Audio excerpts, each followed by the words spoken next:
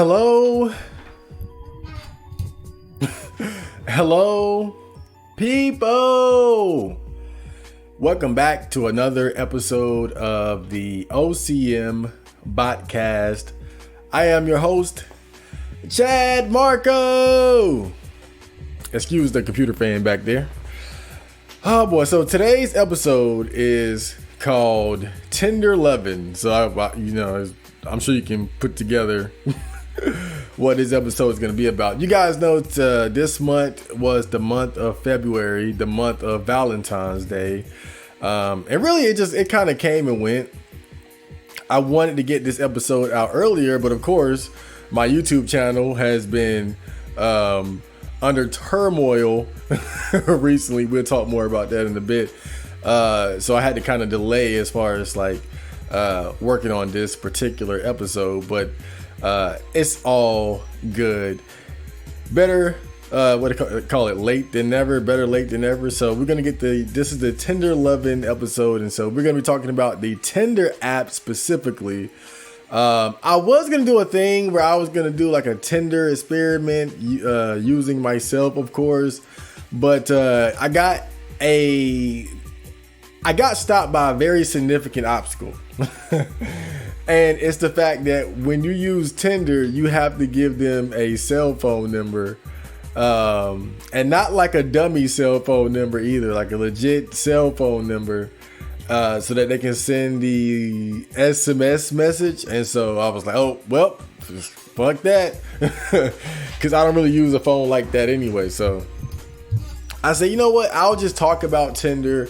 I'll do some research on Tinder, maybe look at some threads where people were talking about Tinder and stuff like that. So that's going to be the basic topic of the day. We're going to be talking about Tinder and all of its usage, good and bad, how to optimize your Tinder experience, I guess. I might still do the whole Tinder experiment thing later, though, whenever I can actually make an account. But that aside, yeah, that's going to be the main topic of the day. And obviously, the elephant in the room is that the YouTube channel is going through quite a bit. Somebody has been issuing false copyright strikes against the music content on my channel, which is just, I find somewhat hilarious. It's because, some of the beats on my channel, I have in-depth videos of how I made them. So it's kind of, it just kind of goes to show how YouTube is lacking in the department of actually properly investigating stuff like this. But it's actually more complicated than you might realize. And this is actually, it's kind of a common issue. I won't say common, but it happens quite a bit on YouTube as far as the whole copyright claims and copyright dispute issue. It's very, I can say very complicated, but it's like it can be very problematic because when it happens, it's not really a lot that YouTube can do as far as intervening, unless it's blatantly obvious that the person making the claims is doing so falsely. And even then, it's I'll put it like this, because I've been researching it since it happened. And I think the unfortunate thing about it is that a lot of what determines how much YouTube is going to do for you, it is based on how big your channel is. Because something similar happened with the Lo-Fi Girl YouTube channel, the Lo-Fi Study Beats channel that's playing music 24/7. Something similar happened to that channel, and then YouTube stepped right in because it's a big channel that got a lot of attention for the false copyright strike aimed against it. And then there was another channel where something happened as far as false copyright strikes, and they stepped in. And so a lot of it really, I hate to say it, but it depends on the size of your channel, because if you have a bigger channel, then it gets more attention put on it, and YouTube doesn't want to look bad. But in my case, since I'm a small channel, I got to handle it myself pretty much. But, right now it's completely up in the air. It could go either way. I mean, obviously, I would want to save the channel, but I'm not too stressed about it either because I think, regardless of the outcome, um, ultimately, it's nothing but a minor setback. Worst case scenario, at least the way that I see it. I think it's most unfortunate for the fans more than anything else because then the fans would be deprived of having convenient, easy access to the content that they enjoy. But again, like I said in one of the posts, I have everything backed up. I got backups on backup. So, worst case scenario, like I'm already re-uploading stuff to other websites and whatnot, getting stuff more organized just in case, so that if nothing else, it's still there. But again, it's, if the channel does go down, it's unfortunate, but I can't really be too upset because if it's so easy for your channel to get taken down, that's a bad feeling just knowing that that's possible anyway, And I've always felt like my existence on YouTube was kind of fragile because we've already gone through like these other issues with community guideline infractions that I think were pretty bogus as well. This situation is a little bit different, but I think it just reinforces the reality that, our YouTube channels, unless you're a bigger channel and you're on the side of political correctness, your existence on YouTube is really fragile. And so that's why I'm like, regardless of the outcome, I'm still going to put my focus towards at least making sure that most of my content is backed up and uploaded somewhere else as well, because YouTube is it's fragile. I mean, like just being on YouTube, just it doesn't feel safe. It's like anything can happen, and it's not hard. It's not difficult to lose your channel, but yeah, it's kind of an interesting situation though, because obviously for somebody to do something like that, they're trying to fuck with me, they're trying to I guess cause me duress, but it's like it's completely missing the mark. Because I'm looking at this whole situation, and it's like my inner peace hasn't been disturbed at all.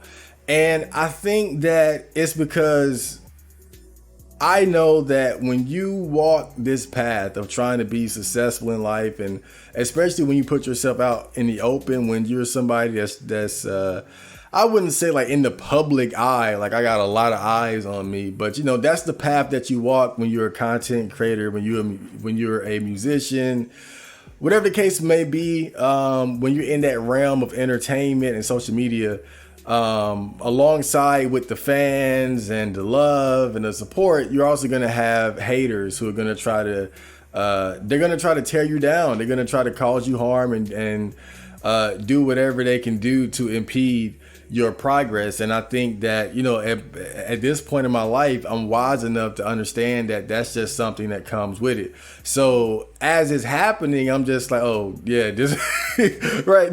This is just what comes with it as you become more successful, when you're a happy person that's doing good for yourself. It's inevitable that you attract this kind of attention. So I'm not even really surprised. Again, I think the worst thing about it is it's the fans, and someone's attempt to harm me. All they've done is harm the fans that just want to have easy, convenient access to the awesome stuff that I've made. But again, I got everything backed up, and I'm working with YouTube in what little capacity I can as far as getting this situation ironed out. But again, worst comes to worst, everything is backed up. I can always just re-upload stuff somewhere else. And if my YouTube channel gets deleted, shit, just make another one, re-upload it, and we'll go through it all again. But I feel like this year I've developed something different, I have a much greater sense of confidence in terms of understanding my potential to achieve the goals that I've set out for myself. And I think that's why I'm not really too worried, because the bottom line is, as far as I'm concerned, nothing's going to get in the way of me achieving my goals and reaching my dreams in terms of the shit that I want to do, as far as like music, podcasting, and whatnot. But at the same time, like I said, I'm wise enough to know that there's going to be obstacles there. And sometimes those obstacles are going to be my own shortcomings. Sometimes those obstacles are going to be trying to figure out how to take the next proper step in terms of growing things, and my as well as, it could be anything from growing my fan base to getting more money to developing my skills. And sometimes those obstacles come in the form of other people. Again, you're going to have trolls and people who want to cause you harm, and it could go to the extreme of people even wanting to take your life. You see it all the time with rappers getting killed and getting shot. So, obviously God forbid, but I'm just saying, when you walk this path, you understand that, a part of it is that you're going to accumulate haters, and so it's like this whole experience is kind of like,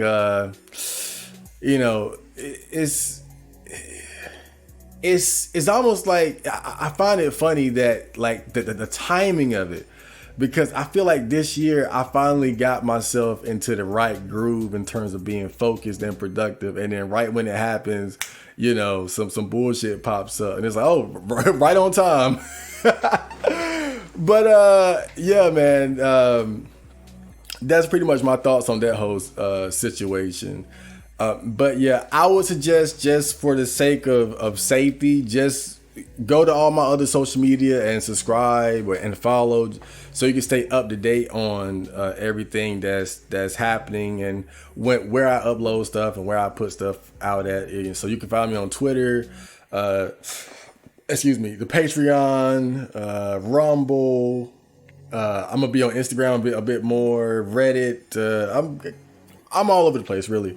I'm thinking about even doing some TikTok shit, to be honest with you. But I don't know, maybe it's a little late for that. But I'll be checking it out. I'll keep my eyes on that. But just make sure you guys just follow my social media so you can keep up with my releases and whatnot. Because I'm still working on Robot Music 9003.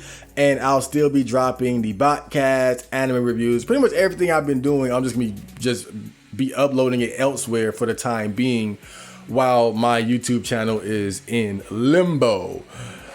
Okay, so that's that. And yeah, the drill keeps on spinning, baby. that's my new motto, by the way. The drill keeps spinning, baby.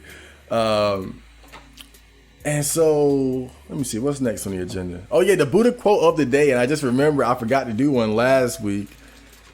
Let me see. Okay, so serious time. As a mountain peak is free from all desire to please or displease, so is nirvana. As a mountain peak is free from all desire to please or displease, so is nirvana. I guess that one just means don't give a fuck. This one's kind of similar. It says, as the lotus is unstained by water, so is nirvana unstained by the defilements.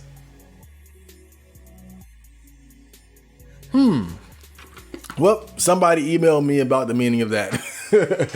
So next we're going to get into the news and then the main topic and, et cetera, et cetera, et cetera. So let's go ahead and transition to the next segment of the podcast. Hold up. Let me get everything pulled up.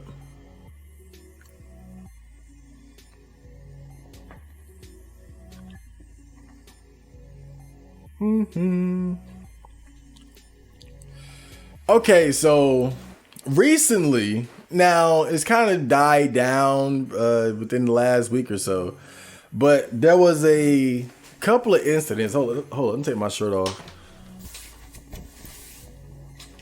There we go. That's much better. But recently there were a few incidents in which there were these objects Just my mic a little bit more. There were a few incidents in which there were these objects in the sky that were shot down by the U.S. military. Now, at first, the first incident that I can recall was that there was some type of balloon from China that was just hovering around or very close to the United States. And people were criticizing Joe Biden because he didn't react to it soon enough. They were like, man, we got these Chinese spy balloons hovering around our country and you're not doing anything about it. So eventually they shot that down. But then soon after that, there have been even more sightings of these high altitude objects, as they call them. And so, you know, initially, you might not think much of it. Just, okay, these are just some random floaty objects around the country, whatever. But then there was a period of time where, for whatever reason, all of a sudden people were saying that it could be extraterrestrials. There was this short-lived hysteria about the idea that there could be aliens involved all of a sudden. Now, this whole situation is it's kind of a twisted situation, because on one hand, it's always exciting when we have these discussions or intrigue regarding aliens and an alien invasion.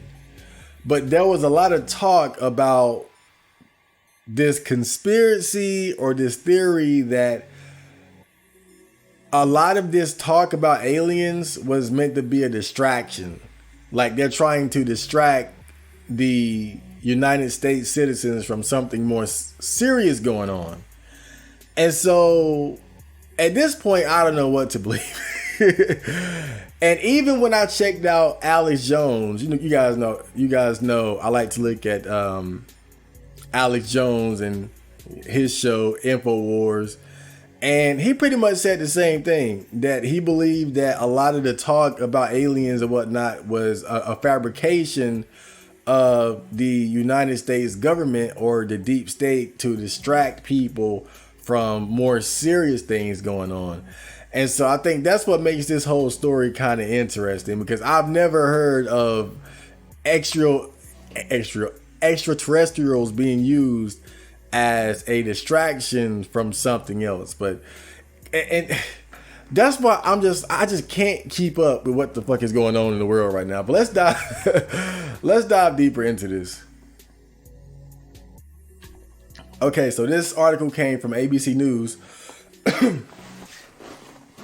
It says, what to know as military downs another high altitude object, this time at Lake Huron.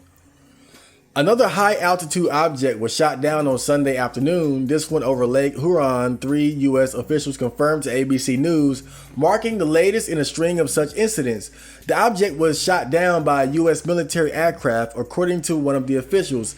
A senior administration officer said President Joe Biden directed that the object be shot down. I'm sorry. I've been eating all day. Shot down out of an abundance of caution and at the recommendation of military leaders. This official said the object shot down was detected on radar over Montana on Saturday and was seen again on radar over Wisconsin and Michigan on Sunday. The object was octagonal in structure, unmanned, and traveling at about 20,000 feet, the official said. There is no indication of surveillance capabilities, but the administration cannot rule that out. The object has been downed by pilots from the U.S. Air Force and National Guard. Great work by all who carried out this mission, both in the air and back at headquarters. We're all interested in exactly what this object was and its purpose. Representative Alyssa Slotkin, Democrat, Michigan, tweeted. I'm assuming that's what that means. As long as these things keep traversing the U.S. and Canada, I'll continue to ask for Congress to get a full briefing based on our exploitation of the wreckage, Slotkin noted. The first incident involved a suspected Chinese surveillance balloon that was tracked across the continental U.S. and then shot down off the coast of South Carolina. Oh, that's close by a U.S. F-22 fighter jet on February 4th. That balloon caused bipartisan concern in Washington after it floated across Alaska, Canada, and then through the U.S., passing over sensitive military installations, including at least one housing intercontinental ballistic missiles. The military waited to shoot it over the Atlantic Ocean out of concerns that downing it could risk people on the ground being injured by debris, officials have said. The delay nonetheless sparked criticism from Republicans and some Democrats that President Joe Biden and the Pentagon waited too long to handle the balloon. Now, when I was watching the Alex Jones show, InfoWars, he said that Joe Biden was intentionally kept in the dark about what was going on. He believes that at this point, there is a effort being made to make Joe Biden look like an idiot. So again, it's this whole thing this is why it's hard for me to follow politics and everything that's going on, because initially, Trump was the big enemy, and then you wanted to get Biden in there, and now it's like if what Alex Jones says is true, then they're trying to make Joe Biden look like a bumbling idiot, which really isn't that hard. And I'm not trying to be mean to old Joe, but I think a lot of it just has to do with the fact that he really is old as fuck. He's just too old, and obviously he's not mentally healthy enough to be in the role that he's in. Like he's literally a slow old man right now. Maybe like 10 years ago he would have been better suited, but it's obvious that he's just too old for this shit. So it's not hard to make him look bad in the first place. But that's what Alex Jones had presented, that they intentionally kept him in the dark to make him look bad. So the first incident involved a suspected Chinese surveillance balloon that was tracked across the continental U.S. and then shot down off the coast of... Oh, wait a minute. I read that again. Okay, hold up. Hold up.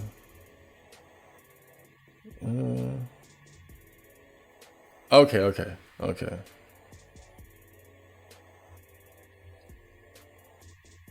Oh, okay, I skipped over a little bit. Northern Command has adjusted the parameters of their radar capabilities in a way that they can see more than they could before, the official said. This official explained that the suspected Chinese spy balloon triggered a new state of vigilance for the U.S. military. That's not to say they were blissfully ignorant before, the official said, but there are a lot of things floating around, and now we are more finely attuned to it. That doesn't give me a lot of hope.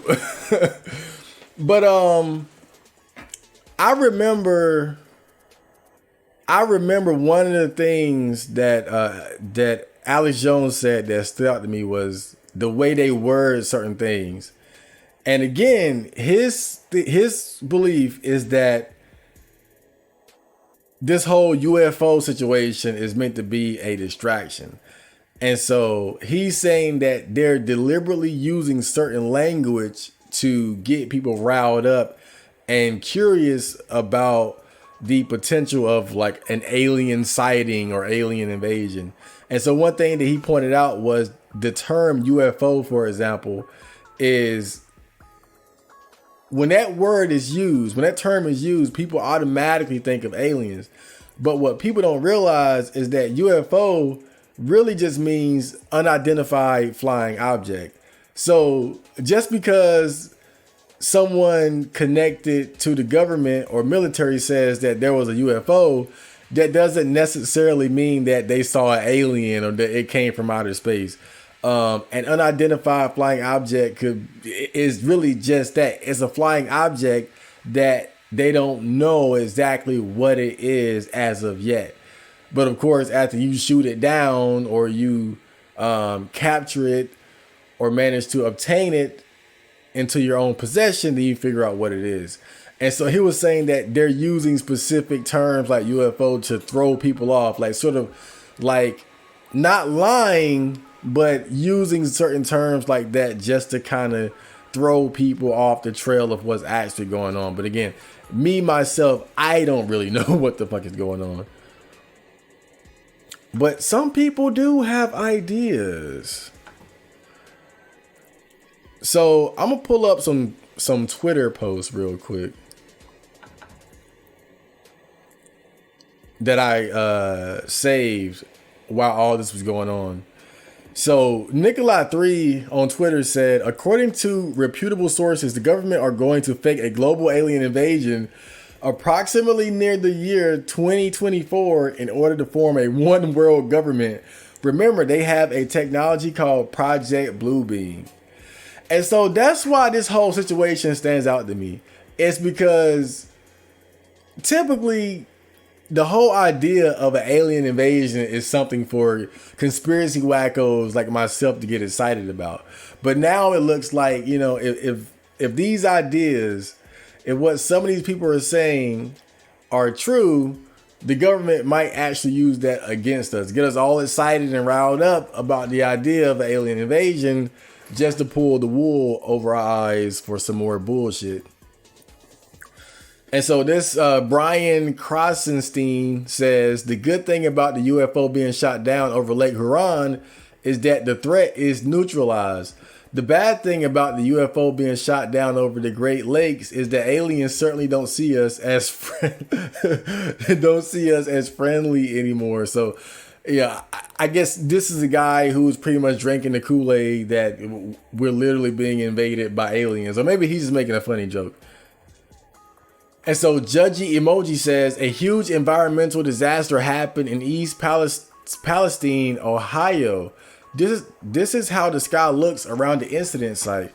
Open your eyes, people. There's no point in talking about UFOs or aliens.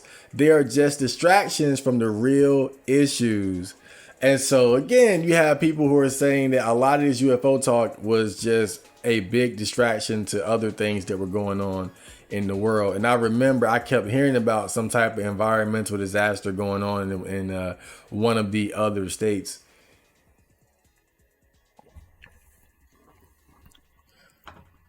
But you know, this whole investigation here simply would not be complete.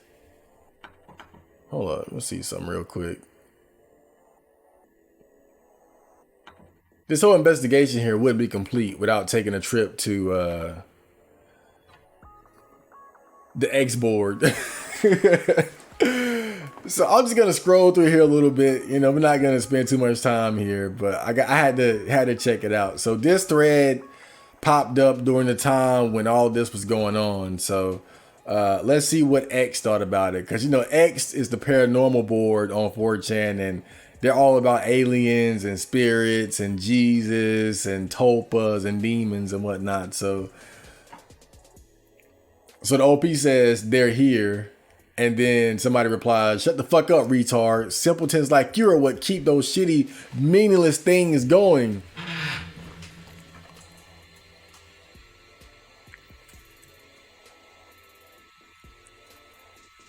Somebody says it's actually happening.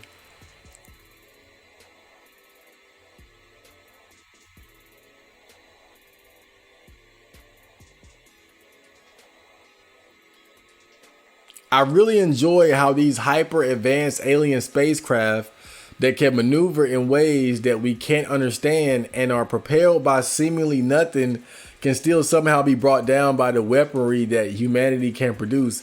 How retarded can you be to believe this shit?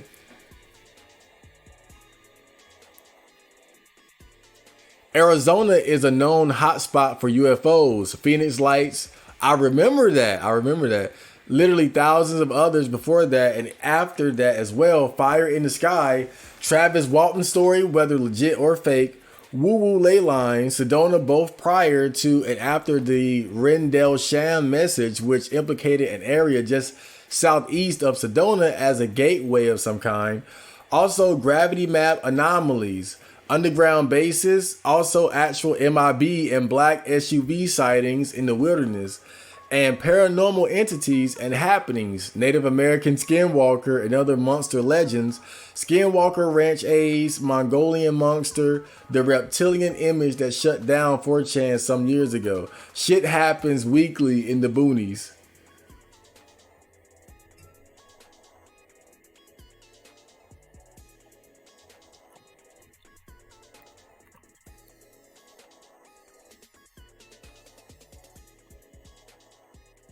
So if they are actually aliens and not some country's new military tech, I guess their motive is stopping humanity from destroying itself in a nuclear war.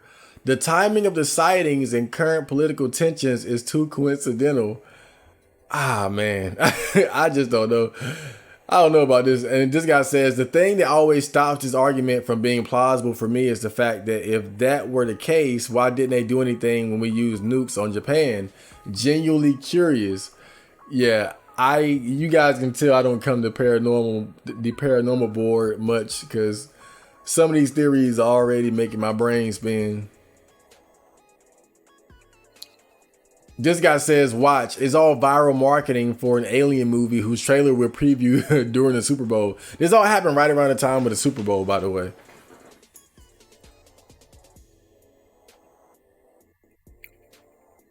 This alien invasion false flag has always been on the list of fear storm scare tactics in Operation Northwoods type of agenda to herd the cattle and lemons into the pods. He was replying to a guy who said, we totally need to form a one world government to deal with the ALMAOs, eat the bugs, and sleep in the pod goyams. So this goes back to what the other guy said on Twitter about this being some sort of, or rather there's going to be a fake alien invasion to help implement the one world government throughout the world. Of course, this guy says you're all retarded. I mean, come on, that's easier to say, but what ideas do you have, Mr. Genius?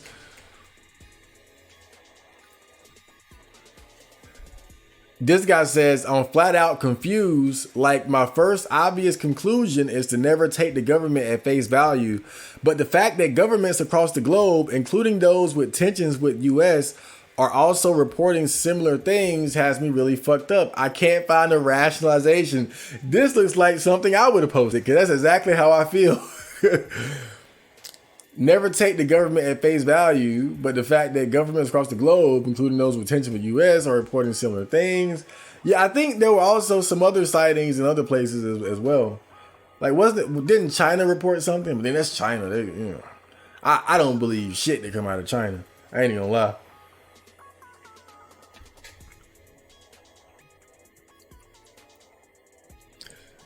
Just like what this guy says. Same. That's the only confusing part. Perhaps China is fucking with us. That's all they do is fuck with us. Damn.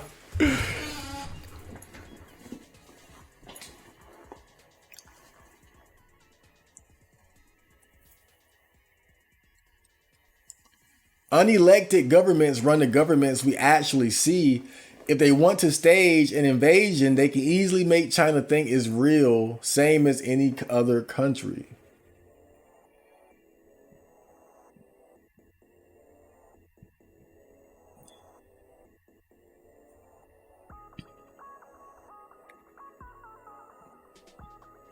This guy says, this stuff was always just a fun hypothetical for me. I'm actually getting a sinking feeling in my gut with this. Either aliens are here or I am getting completely fucking owned in the NWO psychic war. Either way, not good. And this guy says, a strange game.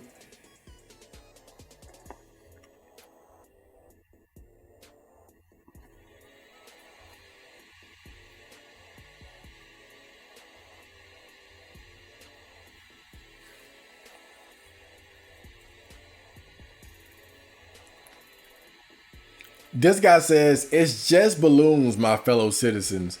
Obviously, we need to scramble emergency fighter jets to shoot down balloons. They are hard to shoot. Please don't worry. Go back to your daily your daily routines. Oh God.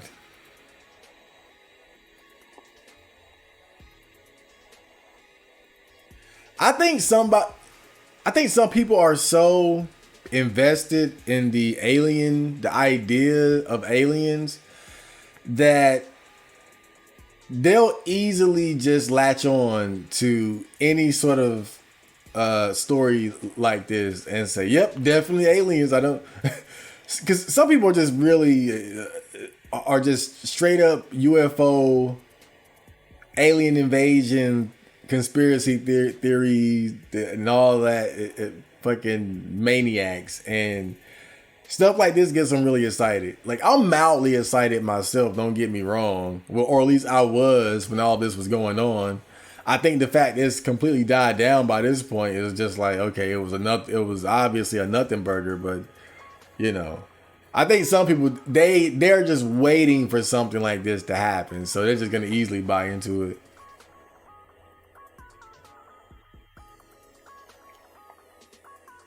Knowing how things have been on X the past few years, and also the world at that, this will get derailed, shield, and memory hold. Archive as much as you can while you can before it's too late. Then this guy says this won't get memory hold. NORAD had never had to shoot down aircraft over North American airspace before. Will be in the history books, even if it doesn't turn into a world changing event, which I'm thinking it will.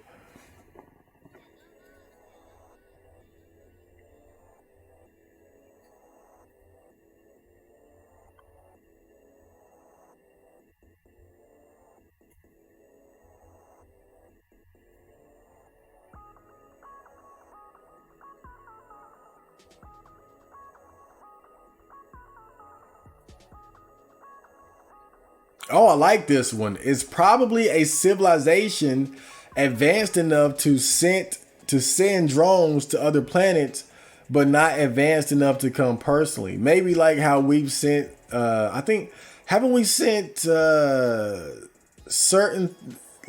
We've sent things to Mars, right? Like rovers, like vehicles that could travel across the surface of Mars and collect dirt. Like dirt and rocks. Haven't we done that? I know we haven't actually had a person walk on Mars or anything like that, but I'm pretty sure we seen like a fucking robot tank there or something.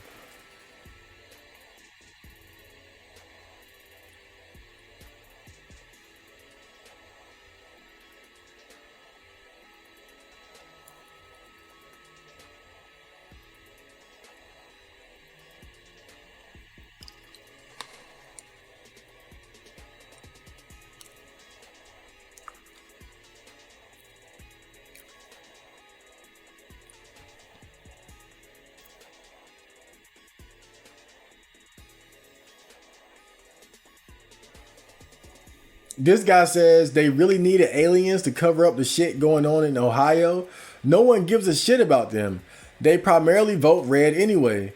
Getting rid of a few of them, the surrounding areas, is a good thing. And then the guy under him says it was done to clear out the viable farmland that will remain after climate change. The Great Lakes and North Appalachian area are going to remain pretty stable. BlackRock wanted a good deal on that land, so they temporarily poisoned it so they could buy in cheap. Now, see, that actually kind of makes sense because I've heard these stories of farmland being bought up. Like, I've heard Bill Gates owns like a ton of farmland throughout America. There were these protests. I forgot exactly where. Maybe it was it in Sweden or the Netherlands? But there was a place there were these riots from farmers because a lot of their farms were about to get shut down, and I think a lot of it has to do with climate change policy and whatnot. And from what I understand, this whole climate change thing is kind of being used by, and again, this is conspiracy chat, Marco, but this whole climate change thing is being used as it's being propped up as this big problem that the government is going to have to step in and solve. But the solving of this problem is going to come at the expense of us giving up our freedoms or certain liberties that we have. It's the old saying, create the problem. Hold up. Create the problem, create the solution, control the people, or something like that.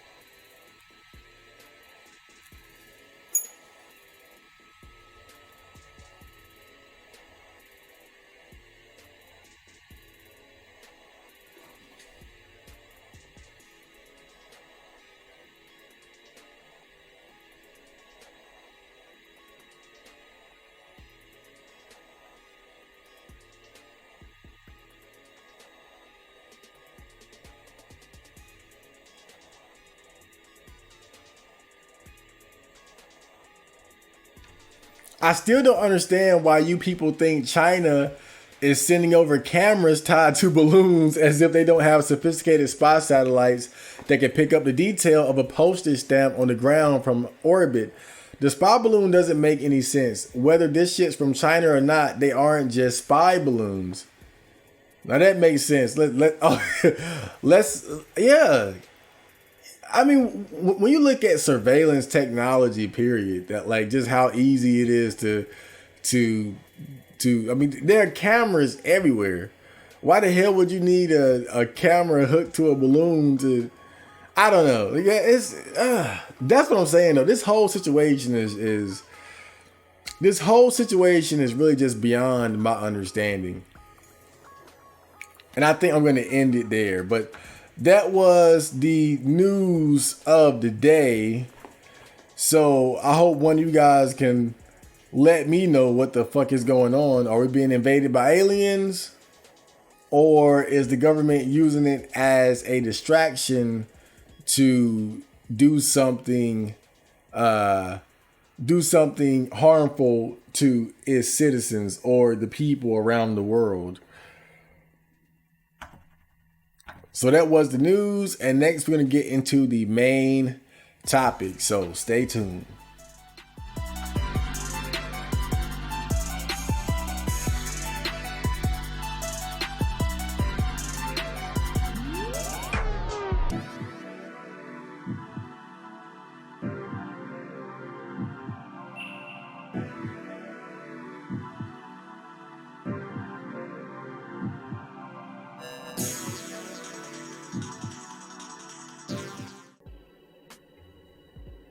Okay, so we are back, and as I said earlier, today's episode is called Tinder Luv'n. Oh my god, isn't that a nice play on words? You guys know I'm a rapper, I do stuff like that. But yeah, Tinder is, I believe, hold up, let me turn this fan off in the background. There we go. Sorry about that. But Tinder is, I believe it has to be by now the most popular dating app in the world, right? I mean, I don't think there's anything really on par with Tinder in terms of social media dating apps, right? But let's go into the background of Tinder a little bit. So we're going to look at the Wikipedia article. So Tinder was founded 11 years ago in 2012. Let's see, the owner is Match Group. And I think Match Group owns other dating websites as well, like Plenty of Fish, Hinge, maybe a few others. And I think BLK, which is like I believe a black focused dating app. So Tinder falls under that particular umbrella, the Match Group. So let's read a little bit of this. So Tinder is an online dating and geo-social networking application. And Tinder users swipe right to like or swipe left to dislike other users' profiles, which include their photos, a short bio, and a list of their interests. Tinder uses a double opt-in system where both users must like each other before they can exchange messages. Tinder was launched by Sean Rad at a hackathon held at the Hatch Labs incubator in West Hollywood in 2012. By 2014, Tinder was registering about 1 billion daily swipes and reported that users logged into the app on average 11 times a day. In 2015, Tinder was the 5th highest grossing mobile app, and by 2019, it was the highest grossing app. In 2020, Tinder had 6.2 million subscribers and 75 million monthly active users. As of 2021, Tinder has recorded more than 65 billion matches worldwide. 65 billion matches and none for me. Oh.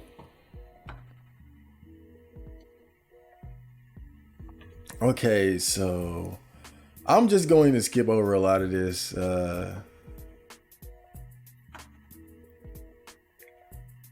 Yeah, none of this is really interesting. Okay, hold on. Let's read this. Paid subscriptions. Tinder launched its subscription version, Tinder Plus, in March 2015. Of course, gotta make that money.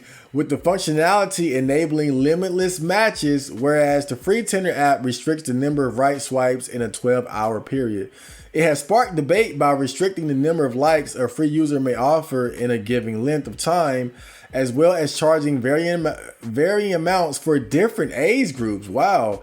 The price of a Tinder Plus subscription was $15 per month for users over 28, while the service for a user 28 and under was $4.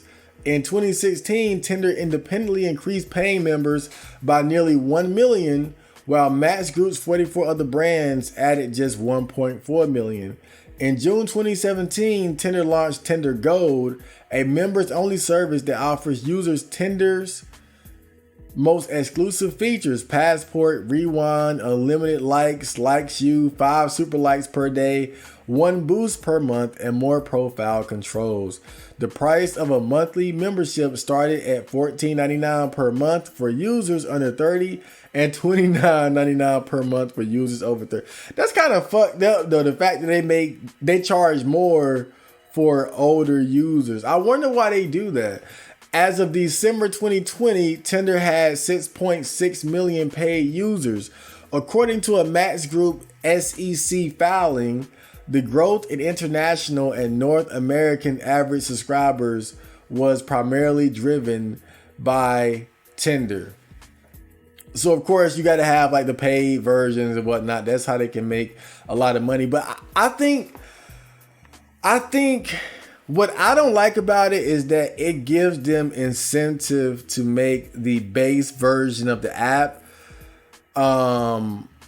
It gives them incentive to make it subpar, if you will, because if you're going to separate the paid version from the free version, there has to be incentives to pay. And we're talking about what they said, what gold is $15 to $30 a month, and that's not a lot. But considering the fact that, let's face it, most of the users on Tinder are 1, male, and 2, average men who aren't going to be finding a ton of success on Tinder in the first place, you know, that really doesn't seem like a great investment.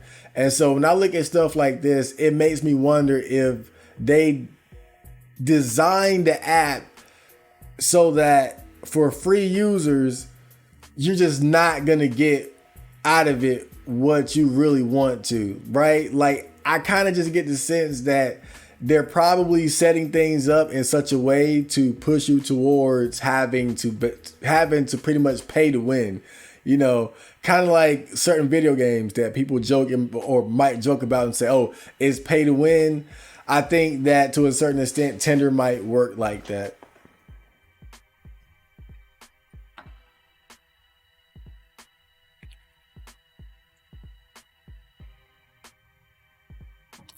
Oh, okay, here we go. Something interesting. Criticism. Privacy concerns. Critics have raised concerns about Tinder regarding issues including cybersecurity, data privacy, and public health. Public health officials in Rhode Island and Utah have claimed that Tinder and similar apps are responsible for an increase in some STDs. In February 2014, security researchers in New York found a flaw that made it possible to find users' precise locations for between 40 and 165 days. Tinder spokesperson Rosette Pambakian said the issue was resolved within 48 hours. Tinder CEO Sean Rad said in a statement that shortly after being contacted, Tinder implemented specific measures to enhance location security and further obscure location data. In August 2016, two engineers found another flaw that showed all users matches exact locations. The location was updated every time a user logged into the app, and it worked even for blocked matches. The issue was detected in March 2016, but it was not fixed until August 2016. In July 2017, a study published in Advances in Intelligent Systems and Computing found that Tinder users are excessively willing to disclose their personally identifiable information. In September 2017, The Guardian published an article by a journalist who requested all data that the Tinder app had recorded about her from the company and found that Tinder stores all user messages, user locations and times, and the characteristics of other users who interest a particular user. The characteristics of particular users of interest to other users, and the length of time users spend looking at particular pictures, which for the journalist amounted to 800 pages of detail. Wow. Now, I wonder,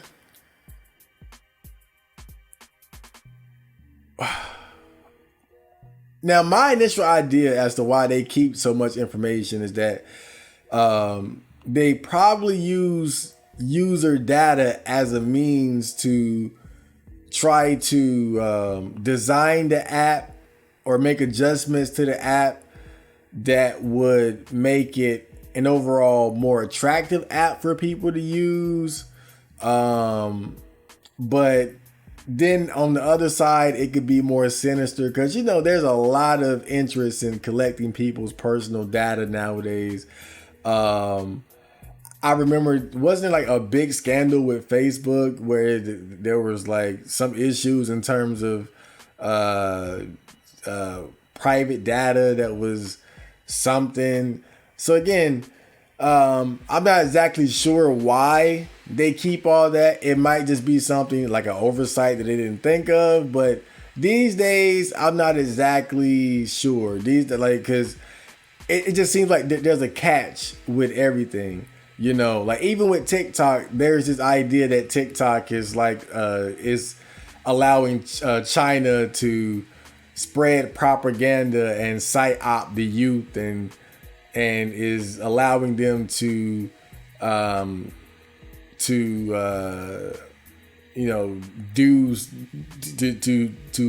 try to gain some sort of advantage over America or something like that. So there's a lot of interesting things going on with these apps in terms of the data it collects from people and whatnot. But, you know, I guess that's just what you sign up for when you decide to use these apps. So let's look at a couple articles regarding Tinder so we can get to know this app a bit more intimately. Because someday I might find myself on Tinder getting 0 matches. So here's an article that says top 10 Tinder tips, how to get more matches, 10 easy ways to improve your chances in the world of app-driven dating. Okay. So with over 10 million daily active users, Tinder is one of the most popular and successful dating apps. It's all about first impressions because people have no choice but to judge you by your photos and the limited information you provide on your bio.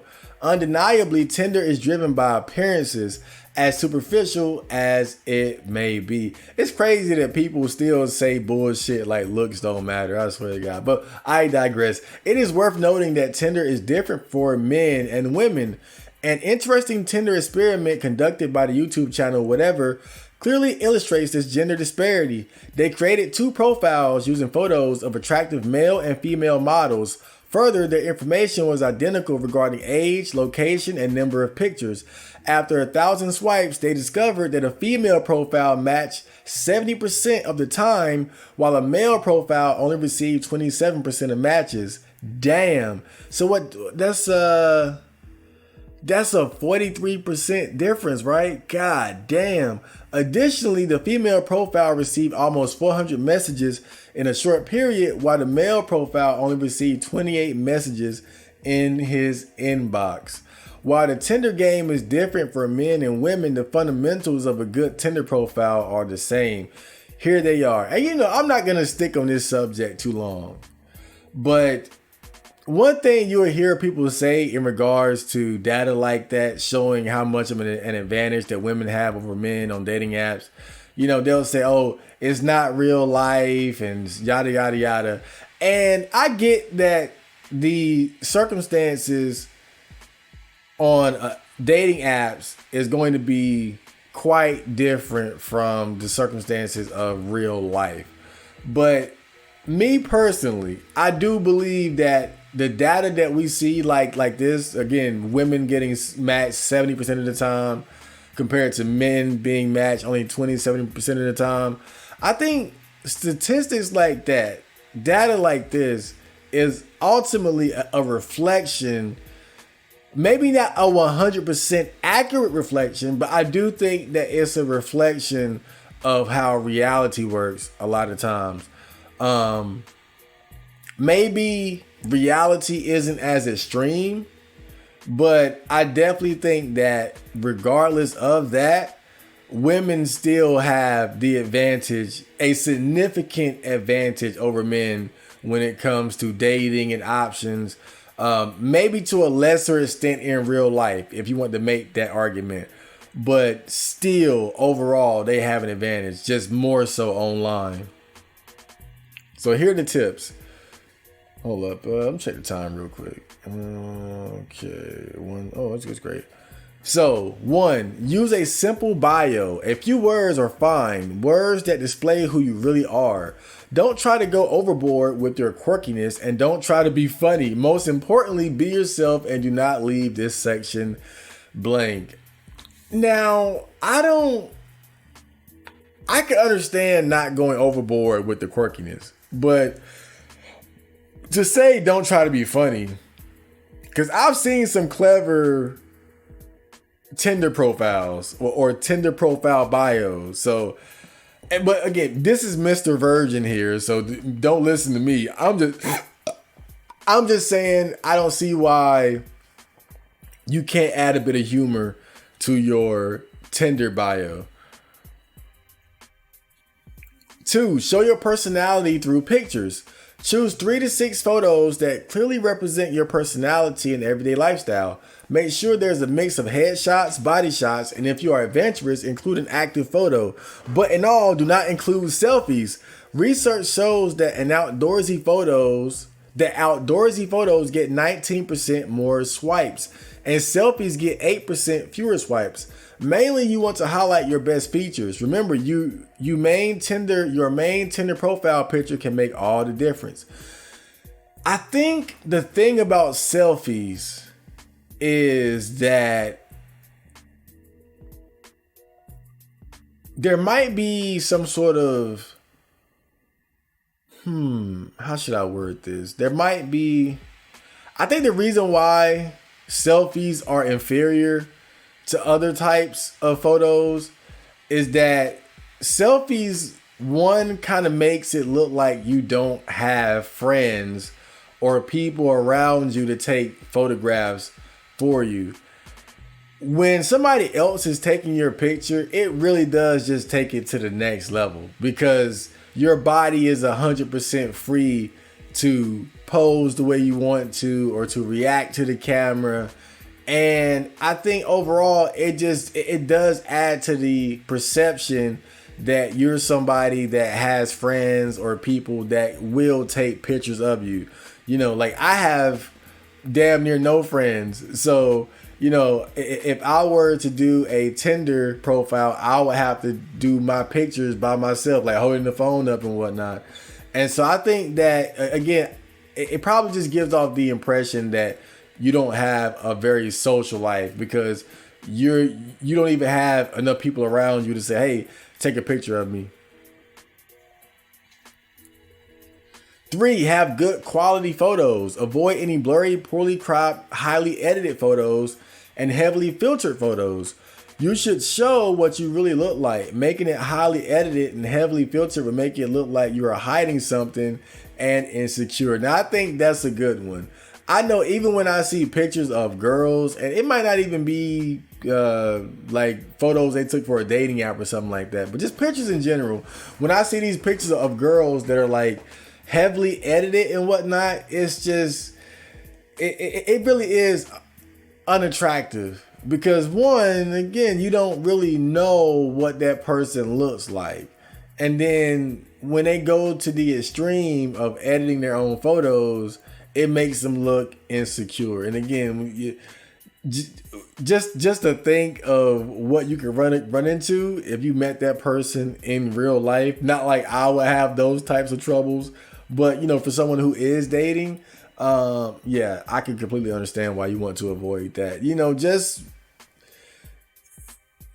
Just as people say, be yourself, but also present your looks for what they are. That's not to say that you can't,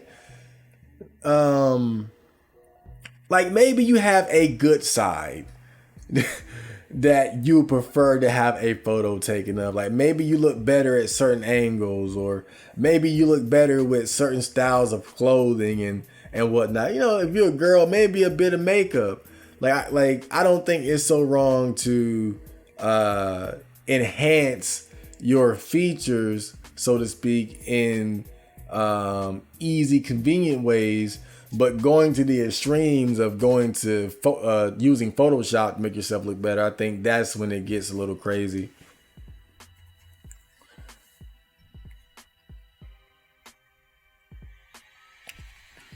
4, avoid too many group photos. Your prospective matches are not going to waste time analyzing 10 different images, trying to decipher which one out of the group photo is you. In saying this, avoid photos involving you with your ex-partners or people from the opposite sex.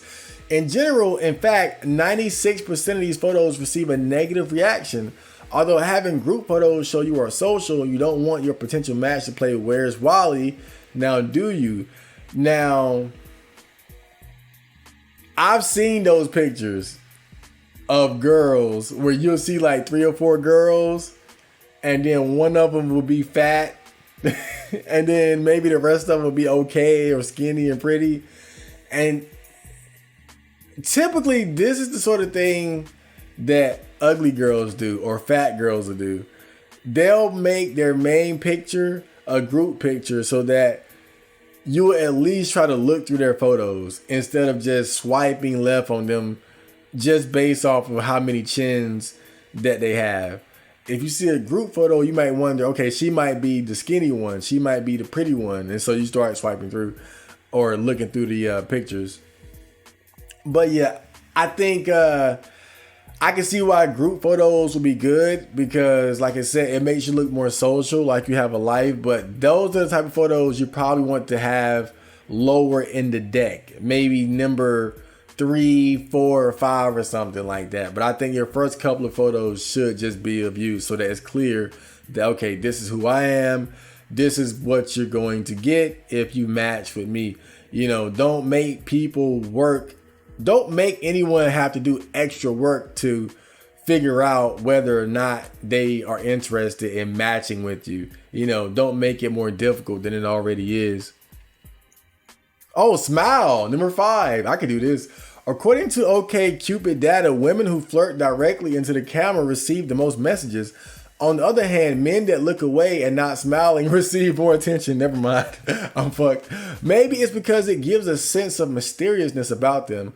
But don't go deleting all your non-smiling pictures. Choosing what photo you want as your main is an important choice. Smiling is attractive for both genders and will make you look for genuine, make you look genuine and inviting. So I guess when it comes to smiling, it's something that works better for women than for men. I guess with us, we're supposed to look more like dark and brooding and moody and shit. But I don't know, because I remember I've been complimented on my smile quite a bit, even one time by a girl. So this one kind of like me. If I had to make a profile picture, I would definitely go for the hard smile. But again, don't take my advice. 6, highlight your best features. Let's be honest, this is Tinder. If you have a good body, don't be afraid to insinuate it. Don't make it too obvious though. I'm saying, in saying this, it is best for someone to take it for you. However, as aforementioned, have a mix of photos and not just photos of your body. Although these photos will get you messages, it may not potentially lead to an actual conversation. Well, not in comparison with other photos anyways. This is why you should display photos that represent you to receive more meaningful messages. So this makes me think of the guys in the gym, you know, lifting the shirt up, showing the abs and whatnot.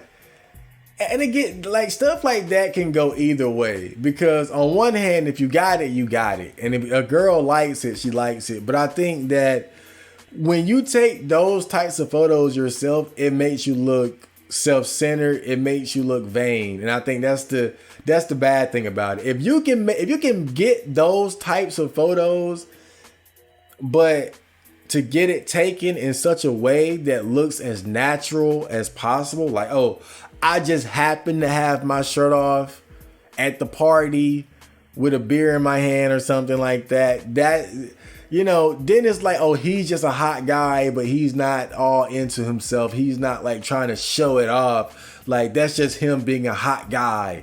You know, I can get where they're coming from with that, but you know, I guess it's just something you gotta be careful with. 7, get feedback. Get your friends to choose their favorite photos and rank them from best to worst. Once you find some consistency, you would be able to have an idea on what kind of photos you want to display. I think that's actually a good idea. I like that. Yeah, like have like a, you know, have a little photo shoot or something like that. Just get into the habit of taking and collecting pictures of yourself. And then in preparation of making your Tinder profile, you know, get a second opinion, get a friend or a sister or something to check out your pictures and see which ones you should put up there.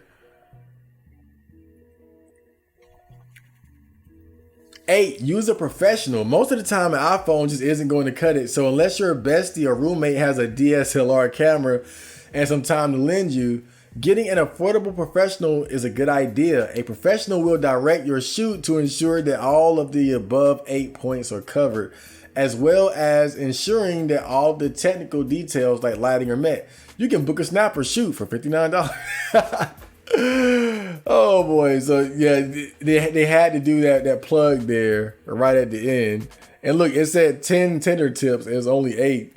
They stopped it right there at the goddamn plug. But I think some of these tips were actually pretty good though. I think the best tip I would say, let me see. Honestly, I think the feedback tip is probably the best one. Overall, I think your approach should be to get a good collection of photos for yourself. And I think the feedback aspect of it is going to help you out a lot, especially as a guy, because we tend to be dense about these sort of things. If you can get a female perspective, especially, I think that could potentially help you out a lot as far as like constructing a good Tinder profile for yourself.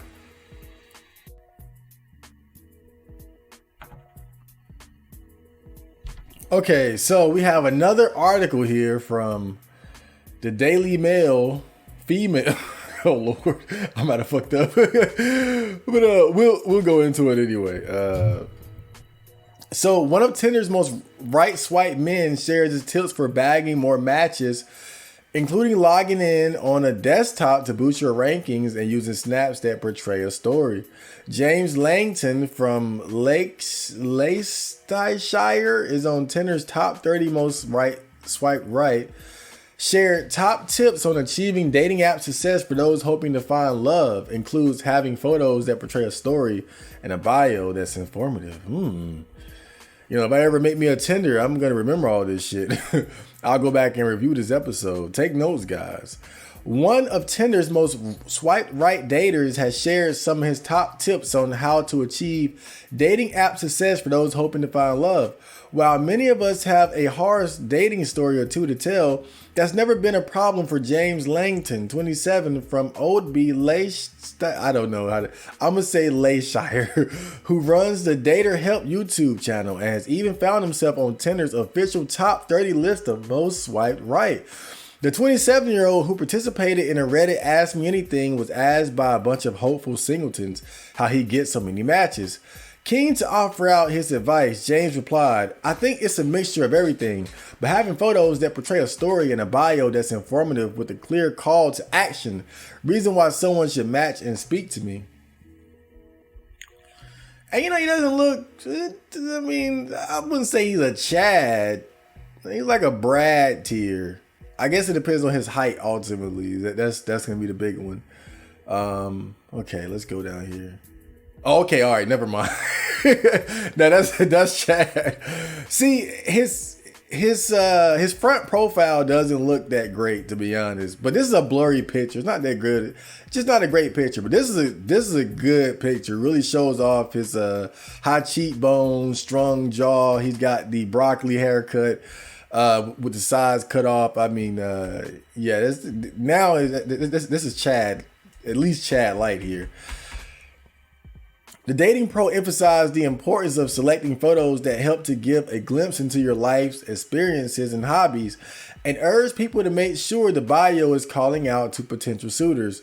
During the talk, the YouTuber also explained that he purposefully avoids any mention of his job or financial status on his profile, adding that this can be a real turnoff to some. Yeah, I think sometimes when guys talk about their jobs and how much money they make, it can give off the impression that you're trying too hard to sell yourself. It depends on who you ask, but some guys, they believe that to a certain extent, women want guys to pursue them, but then they also want to pursue the validation of the guys that they're most attracted to. And so when you start listing off how much money you make and all that, it sounds like you're selling yourself to them. And that makes them feel like they're in the power seat, more or less. And I think that's why that can be an issue. James, who regularly posts dating advice on his social media channel, also advocates the use of Tinder on desktop rather than logging on through the app. He goes on to explain the reason being is that it reportedly boosts your rankings. According to James, it's also important to ensure that all information and photos on your profile are fully finished. This includes additional links to social media pages such as Twitter and Facebook. Another key point he highlights is to ensure the recently active button is activated. It means that anyone interested knows that you're around to speak to, making them more likely to swipe right. Okay, here are his top tips. 1. Have photos that tell a story and detailed bio with a clear call to action. Avoid any mention of your job or financial status on your profile. 3. Use Tinder on desktop rather than logging on through the app because it reportedly boosts your rankings. 4. Ensure that all information and photos on your profile are fully finished and link to social media pages. 5. Activate recently active button. I think the social media one is a good one though, because girls are all about social media, and Tinder is more like a dating app. Tinder isn't the type of app, but you can add a lot about yourself on. When you Instagram is one of the best apps in terms of displaying the totality of yourself and your lifestyle. You can post so many you can post limitless pictures and clips and quotes and statements and everything, and you got the filters. Like you can put your whole life up there, and I think Tinder is sort of limited in terms of that. So that's the good thing about posting your social media, is that, especially if you have an active social media, then it's going to make you look more attractive overall. As one of Tinder's most popular suitors, it's no surprise James says he's pretty selective when it comes to what makes him swipe right. He told Reddit, "I only match with someone if they meet the criteria of what I'd be happy to be sat opposite.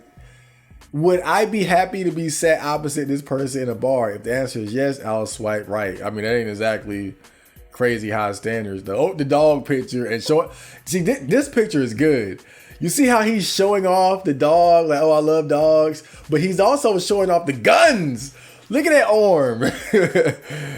God damn, that arm is like my thigh. James was informed that he was one of the most fancy singles on Tinder in 2019 when Tinder and Cosmopolitan released the 30 most popular people on the dating app, 15 men and 15 women. Speaking to Leicester Mercury at the time, he said, "I got an email from Cosmo or Tinder telling me, and I was just like, no way. I was really shocked, and I thought this cannot be real," James said. "I was really surprised. I was almost looking in the mirror and thinking, me? Really? When I initially told my parents, they just laughed and didn't know if it was true. We all found it quite funny, really." Seems like a good lad. Gave some good tips there. Okay. Next. So this article is from The Medium by Joe Duncan. The 8 Rules of Tinder Success for Men, a brief guide to Tinder success for men. I think most people have a love-hate relationship with Tinder. It's like gambling. We love to open the app full of high hopes. We hate getting let down and leaving the app feeling unaccomplished. Before I ended up in a relationship, I used to dread it, but I sometimes felt like Tinder was the only way to meet people and find love, sex, and relationships. Everyone was on it. Dating in person can be hard sometimes. Time is scarce and circumstances can get in your way. Like the global pandemic. I almost said plandemic. Okay, conspiracy shit aside. Like right now, so Tinder felt like my only option back when I was on the market. That's why it's essential that anyone looking for love and relationships consider learning how to use Tinder. It can be a great app if we learn how to use it correctly and we don't place unrealistic expectations on people like I used to. It can be a terrible app if we use it the wrong way or think it's going to be a magic bullet that would cure our dating woes. My shift in thinking. I used Tinder, but I didn't love it at first. But at some point, I had a consciousness shift that radically changed the landscape of how I perceived dating. It opened me up to new experiences and making wonderful memories with new people. I stopped searching for something and just set out to enjoy myself. And that's the first lesson of Tinder. Don't take it too seriously. After years of searching for the one and taking dating really seriously, it finally dawned on me that I could casually date and just see what's out there. I didn't need some earth-shattering, life-changing event to transpire with every single person. Come to think of it, outside of dating, we don't place these expectations on our regular friendships. And I think those bad expectations set us up for failure. Once I decided to just have fun with it and accept whatever may come, things got a lot better and I stopped putting so much pressure on myself to perform. It's easier to make friends than find the love of your life. And that was just the beginning. Here are 7 other rules that if you follow, you'll get better at Tinder. I think that's a good attitude to have, though. I think whenever I look at dating and picture myself getting involved, what often deters me is not being able to find somebody that I'm really compatible with. And maybe to a certain extent, I think he might be making light of dating a bit too much as far as just diving in without a care in the world. But at the same time, I think that it probably would help a lot if you got into it without thinking that, okay, I got to find my soulmate. I got to find this specific thing, and just kind of put yourself out there and, just allow yourself to experience different things. I think that could be a good attitude, getting into something like online dating. Rule number 1, be yourself. I know it sounds cliche, but if you follow the herd, you'll go where the herd goes. Dare to be different, but in a way that the women you're trying to date can appreciate. Think of dating like putting your best foot forward. You want to be yourself. You want to be authentic, but you also want to be the best version of yourself you can be. Put your best foot forward, but never front or be fake. I think this is always good advice, because you are who you are. And if you gain the approval or the attention and camaraderie of people based on behaviors that aren't really in line with who you truly are, you're going to have to uphold and maintain that facade every time you're around them. And so I think being true to who you are when you're dealing with people, especially people that you could potentially be inviting into your personal life, is important, because you don't want to attract people into your life that you're not compatible with. Rule 2, drop the bro voice when you communicate. Overwhelmingly, over-masculine statements usually just read as very inauthentic and sometimes covertly abusive. No begging, no belittling women, no calling them names or trying to one-up them, no establishing dominance or anything of that nature. Words like sup shouldn't enter the dating vocabulary. Articulating yourself well will help your chances of success infinitely. I guess this one could go either way, because you got some guys in the red pill who really live by that asserting your dominance thing in terms of how you communicate with girls. Sometimes, even I believe being straightforward like this isn't always the best way to go if you're trying to seal the deal. But if we're sticking to the rule of being yourself, then you don't have to do stuff like that in the first place. Rule number 3, eliminate competitive language. Relationships aren't a contest. They aren't a competition between who's better. Relationships are built on cooperation and mutual interest, mutual care, and a mutual investment of time and energy. Dating isn't a battle where one person must win and the other person must lose. That ain't how it works. The point is to start immediately building a partnership, should it amount to that, with someone, and we don't very well do that by insulting people. Reach out and connect instead of reaching out to prove you're cool, and you'll go far. Now, you guys know how I feel about relationships. In my view, relationships are undoubtedly a power struggle. Maybe not all of the time, but more often than not, I think relationships are indeed a power struggle, because whenever you have two people sharing space and sharing a life together, no two people are so identical that there aren't going to have to be compromises. And who compromises more than the other is going to be based on who has more power and authority and leverage in that relationship. But that aside, again, is going into it, you don't have to be all you don't have to go into it with a negative outlook, so to speak. But I think that you should always be conscientious of the power, the almost inevitable power struggle that comes with relationships. 4, act like you care, or better yet, actually care. Take time on your profile. Take time to pick out some good photos. Dress well, and even hire a local photographer if you're interested in dating enough to take Tinder seriously. A day's worth of photos could revamp your profile in a way that makes you stand out, and it will be done professionally. An investment of $50 will not only boost your local economy, but would get you some seriously good looking and accurate pictures of who you are from different angles, so that you may honestly reflect who you are. Tell them what you're after and that you don't want ultra filter images that don't really look like you. The goal is to be as honest as possible and be yourself, but the best version of your authentic self as possible.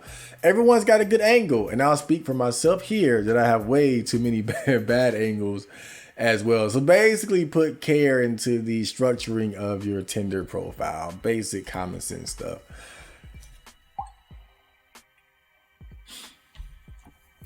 Rule number 5, just be a nice person. Seriously, the whole alpha male nonsense is so played out. People who try to pull the alpha strut think they're communicating alpha status. social superiority or desirability, but usually they're just communicating that they're insufferable and take themselves way too seriously. Other things we communicate by putting on an alpha male persona is that we're insecure and that we have an ego that will need to be tended to constantly. Lest we ball up and whine and cry because the big bad woman didn't stroke our ego properly. Being nice is simple. Being nice and interesting is great. Being nice, interesting, and attractive, well, that's the magic combination. Remember, attractive. But I think with this, it depends, because some girls, they really do just respond more to guys who have more of a roughneck energy about them. Bad boy, dark triad traits. You guys know what that whole thing is about. So it depends on how flexible you're willing to be in terms of how you deal with women. Some guys are like chameleons. You know, they'll be the nice guy if that's what'll work. They'll be the chivalrous gentleman if that's what'll work. They'll be the thug if that'll. That's just how some guys are, and I'm not necessarily against that. I just know that wouldn't be my approach. But I do believe though that the chameleons are probably going to be the ones who have more success, because they'll do any and everything to get laid, even if it means to adjust their behaviors according to what the girl at the moment might particularly want. Rule number 6, accept that rejection comes with the territory. This is the other side of the nice person coin. We must accept that not everyone will be into us for us, but that by being nice, pleasant, and civil, we can greatly increase our chances of not turning off someone who might have otherwise clicked with us. We need to learn to take rejection in stride. If you haven't already, keeping our mouths shut except to say, "Oh, thank you for the conversation. I wish you the best of luck." Can we get a little politeness back into the world of dating, please? Especially us men. Let's not take rejection seriously. It happens to everyone, except most women. But, it's part of life. Not everyone's going to match with you.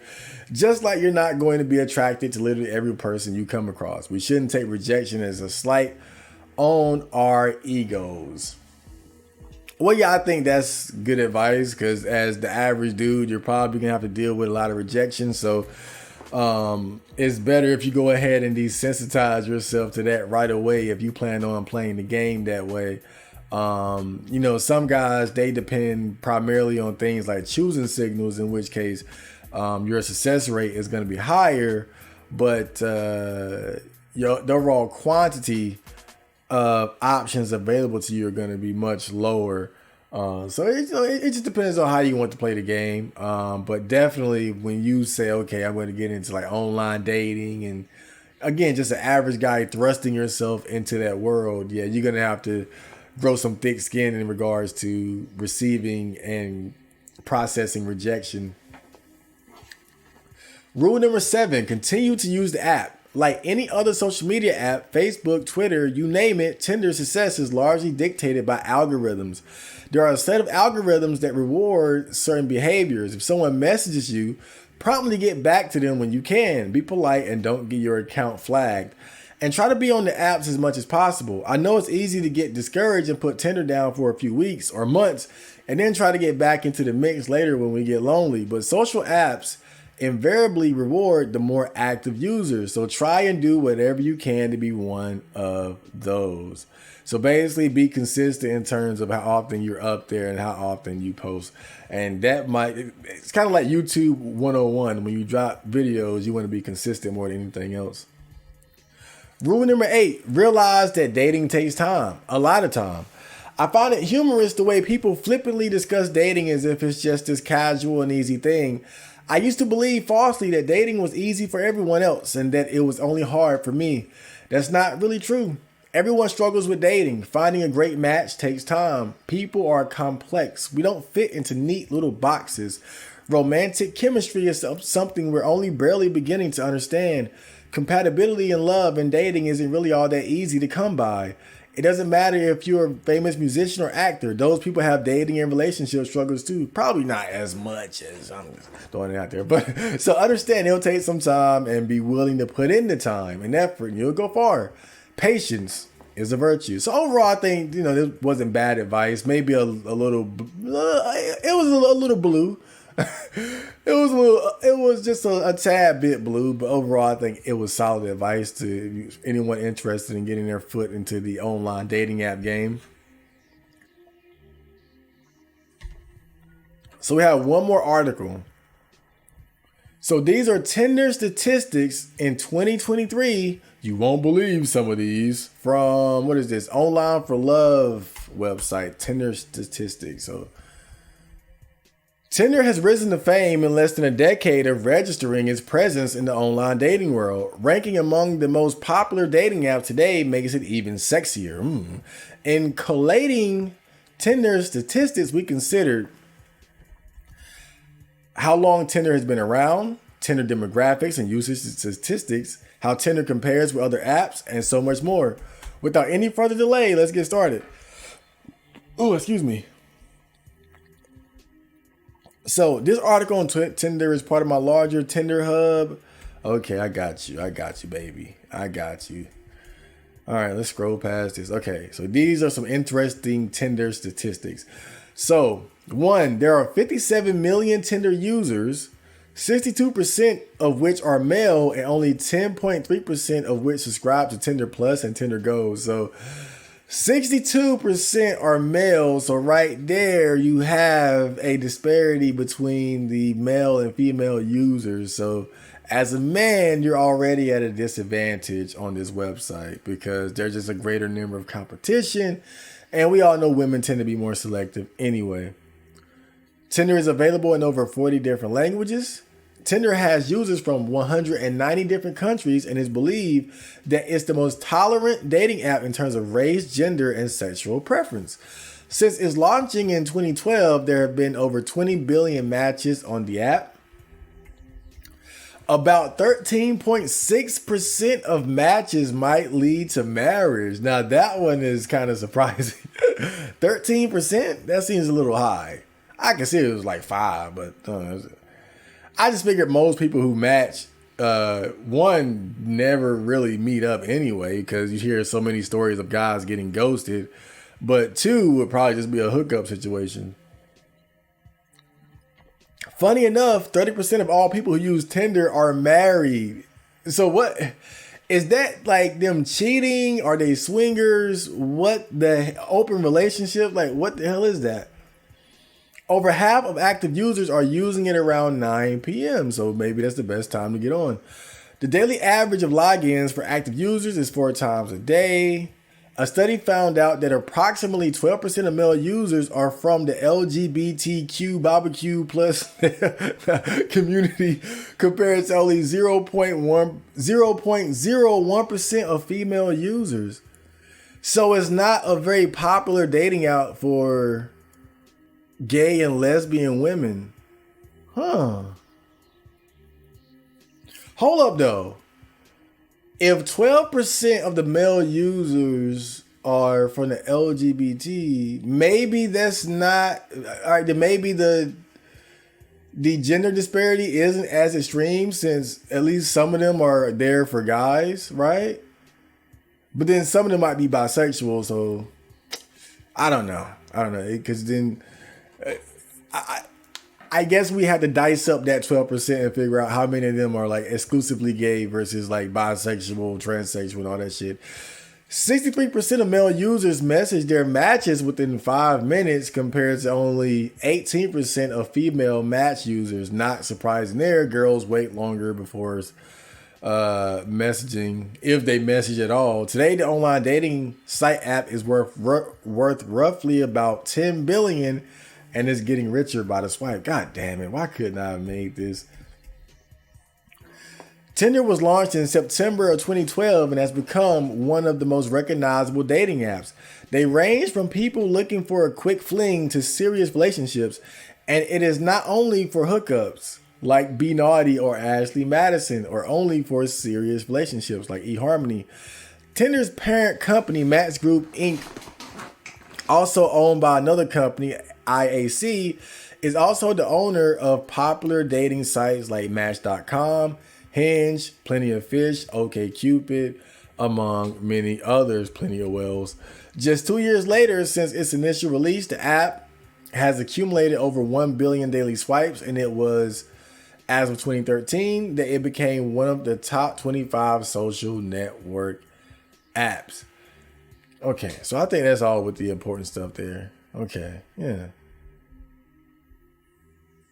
Okay.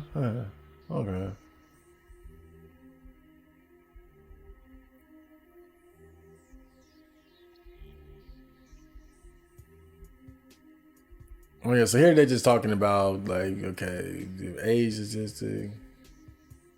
Okay, so here's something interesting. Because Tinder is a relatively new mobile app that brought a new way of communicating and meeting people in our golden age of technology, it shouldn't come as a surprise that the vast majority of the dating app users are young people. According to a survey from 2015 done by Global Web Index, the most dominant age group which uses Tinder is the 25 to 34-year-olds, one which is estimated to make up 41% of all Tinder users. The runner-up is the 16 to 24 age group, or Gen Z, which makes up 39% of Tinder users. So it's mostly young people on Tinder. This leaves us with 20% of Tinder users who are older than 35. And from that 20%, 15% are between the ages of 35 and 44. So it's definitely a young person's app for the most part.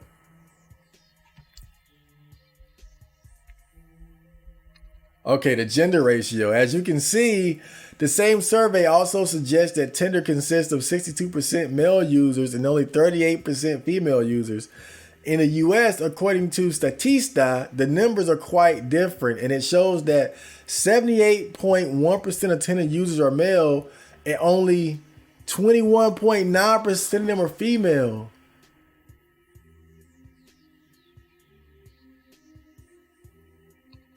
Whoa, wait a minute. Wait a minute.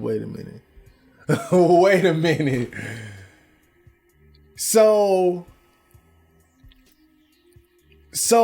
the first statistics, hold on now. So remember, the first statistics, I think those were global. Those were the global statistics. In the United States, it's different. It shows that 78% of Tinder users are male and 21% are female. Oh my God. What? And you guys know what that looks like?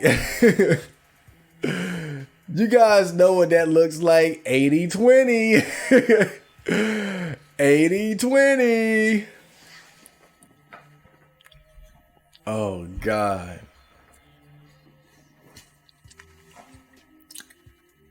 That one kind of blew me away. I ain't gonna lie, that one kind of crazy. In the US, according to Statista, the numbers are quite different. And it shows that 78% of Tinder users in the US are male. Dude, that's terrible. Those are horrible odds. Even considering the gays, this is horrible. Okay. However, this is nothing in comparison to the situation in the UK, as statistics from Augury show that the Tinder male to female ratio is 9-1, and that men take up about 85% of total Tinder use. Oh my God. That's crazy. Matt's group hasn't published any specific data concerning racial diversity. And the reason being is that Tinder doesn't have a race filter, unlike many dating apps, so it doesn't collect such data. As far as we know, and the only relevant data we can find is that interracial marriage is on the rise, and it's all thanks to dating apps. That's such a politically correct answer. Oh my God. Okay. Okay, LGBT, I don't really care about that. Tinder in college. Okay, I think that's about it.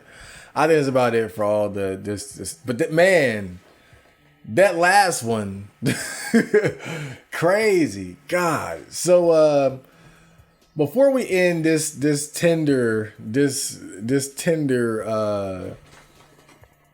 Tinder topic, Tinder topic, this Tinder Luv'n topic. We're gonna have a R9K thread that was talking about dating apps and Tinder, and they'll be coming up next. So stay tuned.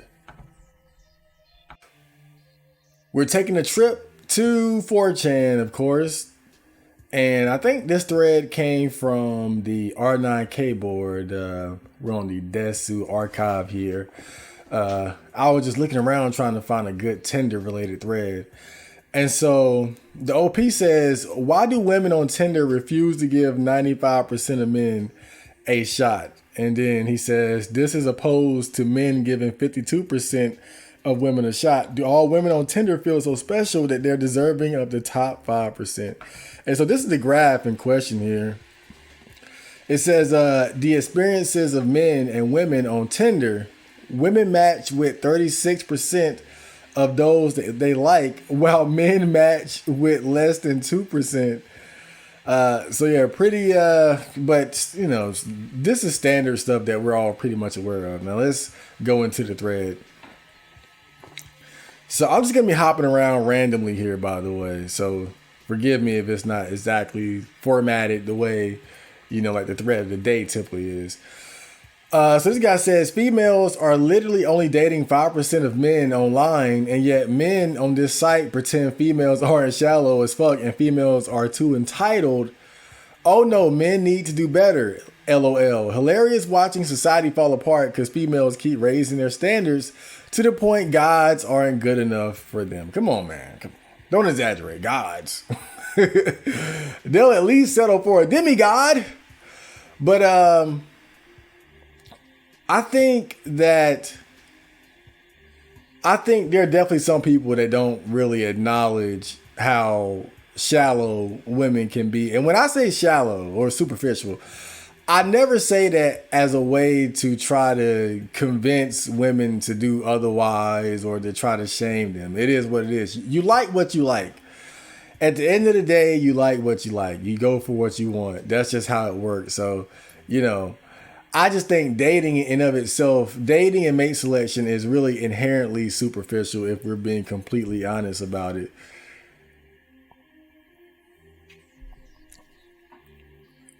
So this guy under him says, women are biologically wired to be extremely picky about the men they contact sexually, since sex results in possible pregnancy for them.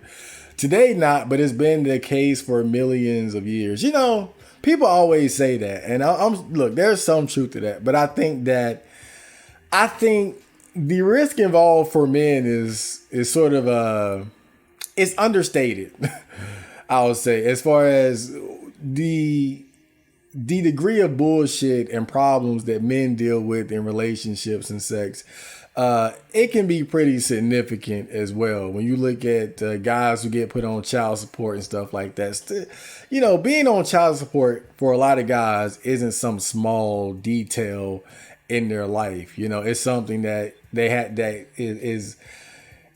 it's something that they have to address every month of every year for 18 years. And every guy on child support is not just balling out and can easily just toss the money to the side like that.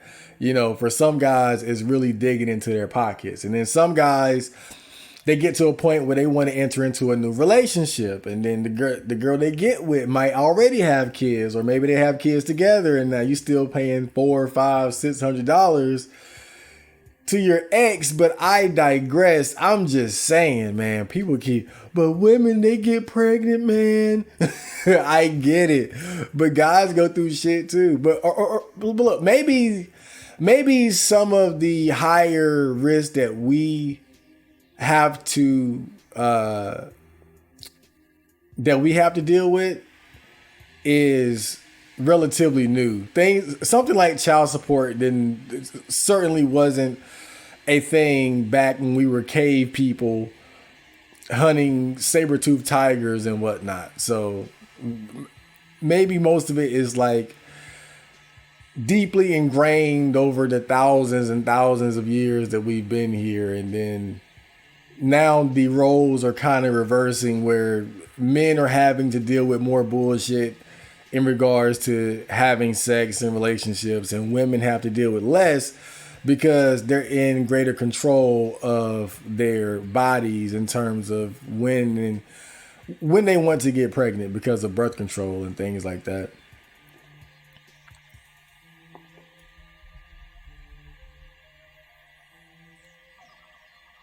Oh God, now this is pretty extreme. This guy says evolution backfired. For thousands of years, females were only bred if they were good looking, healthy, or both. This naturally made them submissive overall, too. None of the other qualities were taken in question. Now they are doing the same for a very simple reason. They do not need a man to survive in Western civilizations anymore. They can fuck the most gorgeous guys. They can even birth a child to them and raise the kids because of welfare.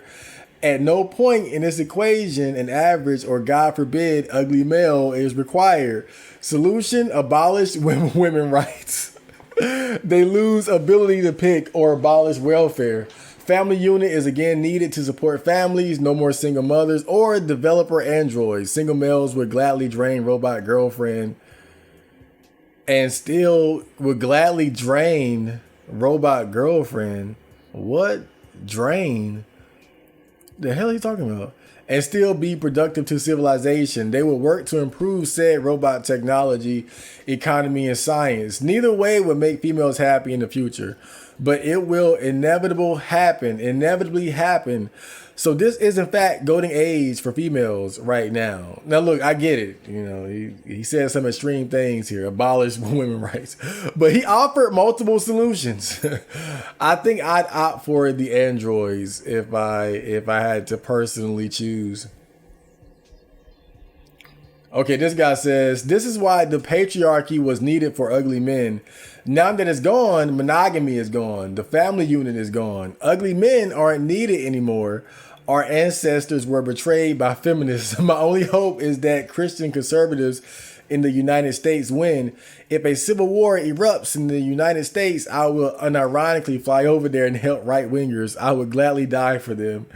At this point, wasn't this thread supposed to be about Tinder? And now they're talking about evolutionary biology and feminism and single mothers and civil war. Oh boy, this is crazy. So this guy says men have lower standards and are more desperate for hookups while women naturally learn and are taught to be selective. It really is a cultural problem. Nobody ever tells men to be picky and nobody tells girls to give more guys a chance. I think, yeah, that's true. That's true. I've always been strongly against a lot of the things that people tell men as far as, you know, date within your league, go for your looks match, and just settle for the fat single mom and all that shit. Like we're told to settle while women are told to be as picky or rather, I'm not gonna say women are told to be picky, but it's like with women, how do I say? It's like with female standards, as men, we're expected to just accept it, basically. If women like tall guys, we're told, well, just go for somebody that's five, like if you're 5'6", just go for somebody that's 5'4" or 5'3". If you're a 5, go for a 4. If you're a 4, go for a 2. Like it's like anything that girls want or any of their preferences, we're just expected to adjust to it, while women aren't expected to adjust to any of our preferences. So it's definitely an imbalance there. Men are taught to see all but the ugliest girls as an opportunity to exercise some type of masculine fantasy of conquest. And women are taught that Prince Charming is supposed to sweep them off their feet without them having to lift a finger. The solution is simple. Be a picky man. Don't settle for one of the 200 hoes you randomly swiped on. Pick out girls you might actually like. And, you know, don't base your self-esteem on a dating app. If you can't get matches, it's time to put on big boy shoes and go out into the real world to meet people in person. I do agree, generally speaking, though, be a picky man. Well, not necessarily picky, but I think everyone should be selective, though. I don't think that selectiveness should be something that's exclusive to one gender. I think it's beneficial for everyone to be selective, but how selective you can be ultimately depends on how long you're willing to stomach being single and alone in terms of an intimate or romantic sexual relationship. Someone like myself who's willing to die a virgin, I can be as selective as I want because I'm not going to be complaining when I'm not able to knock down bad bitches. You know, if my attitude was bad bitches or nothing, it doesn't really matter because either way, it doesn't really, either way, I'll be okay. But I think the problem with selectiveness or being picky is when you have people who are, when you have individuals who are very selective and they know that because of how selective they are, it's going to diminish or greatly reduce their chances of finding somebody. And in the process, they just end up complaining and whining about being alone. And quite frankly, people just don't want to hear that. That's why people would rather just say lower your goddamn standards because they don't want to hear anybody complaining about not being able to get what they want. Then this guy says, Tinder, the casual sex app, is a sausage fest. You can get lots of women to know and like you if you log on to crazycrotchers. This sounds like some weird ad. Okay, now here's something more positive. This guy says, I'm nowhere near the top 5% of men. I am broke, average looking, average height, serious, and not very funny. But yet I have slept with dozens of women off Tinder, some of them out of my league. All I did was just be nice and not sound desperate for pussy and put my effort in those most likely to fuck or date me. To the point where I had to decline and ghost some girls because they weren't worth the effort or time while I was talking to cuter ones. I think the main problem is that most guys on Tinder are sex-starved creeps that get very insecure, defensive, and angry at any sort of rejection. While most of the women are lonely, isolated, don't have many real friends, and need attention and validation, not just to be treated like a fuckhole. Plenty of girls I fucked had boyfriends who didn't know a thing about what they were doing. Boyfriends who were complete chads, but their arrogance, neglect, and selfishness made these girls cheat on them with the complete average guy like me.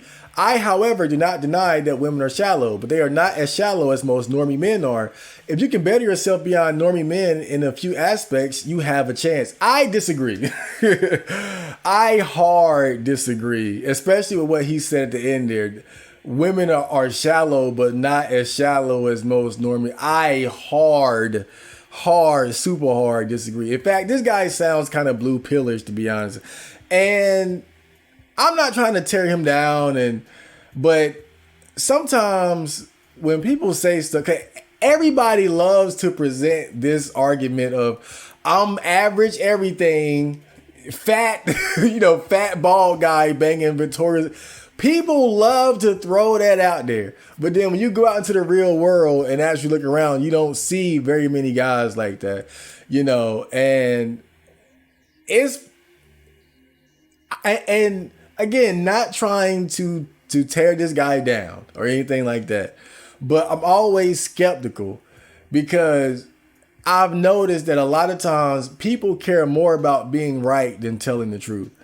And this guy, for all I know, he might be downplaying certain aspects of his physical attractiveness that's allowed him to have that kind of success, or he's exaggerating the amount of success that he's had. I'm this average guy taking the girlfriends of Chads. I mean, come on, dude. And again, maybe he's telling the truth, but on the surface, you can't blame me for calling bullshit. Not at all. Okay, so, and I'm sure these guys replying are thinking the same thing. So a guy replied and said, yeah, you're going to have to post some screenshots of this supposed nice guy having a friendly combo examples that got you laid and fucking girls with Chad boyfriends. I mean, to 99% of the readers, this sounds like another LARP and fabrication by a virgin who desperately pines for a life he has desired and wanted by females. Let's see if he did. Did he do it? I don't have any. Okay, no. All right, there you go. There you go. But look, maybe there's some truth to that. But again, when people talk like, again, I'm an average guy taking the boyfriends of Chads, men are more shallow than women. That sounds like blue pill vomit to me. I I gotta be honest.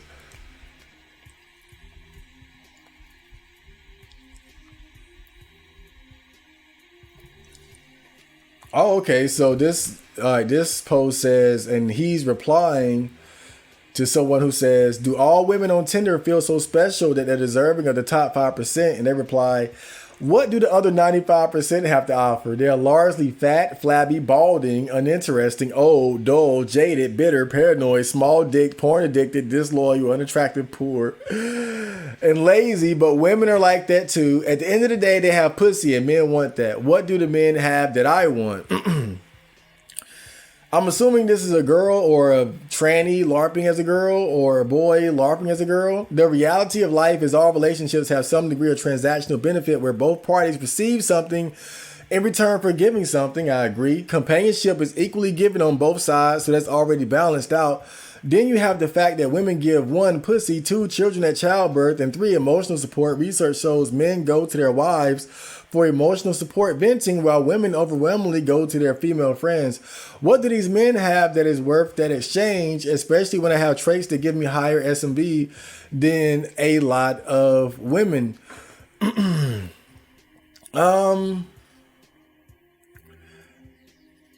I think that this girl is, if it is a girl, let for the sake of argument, let's say this is a girl. I think she's greatly downplaying what men bring to the table.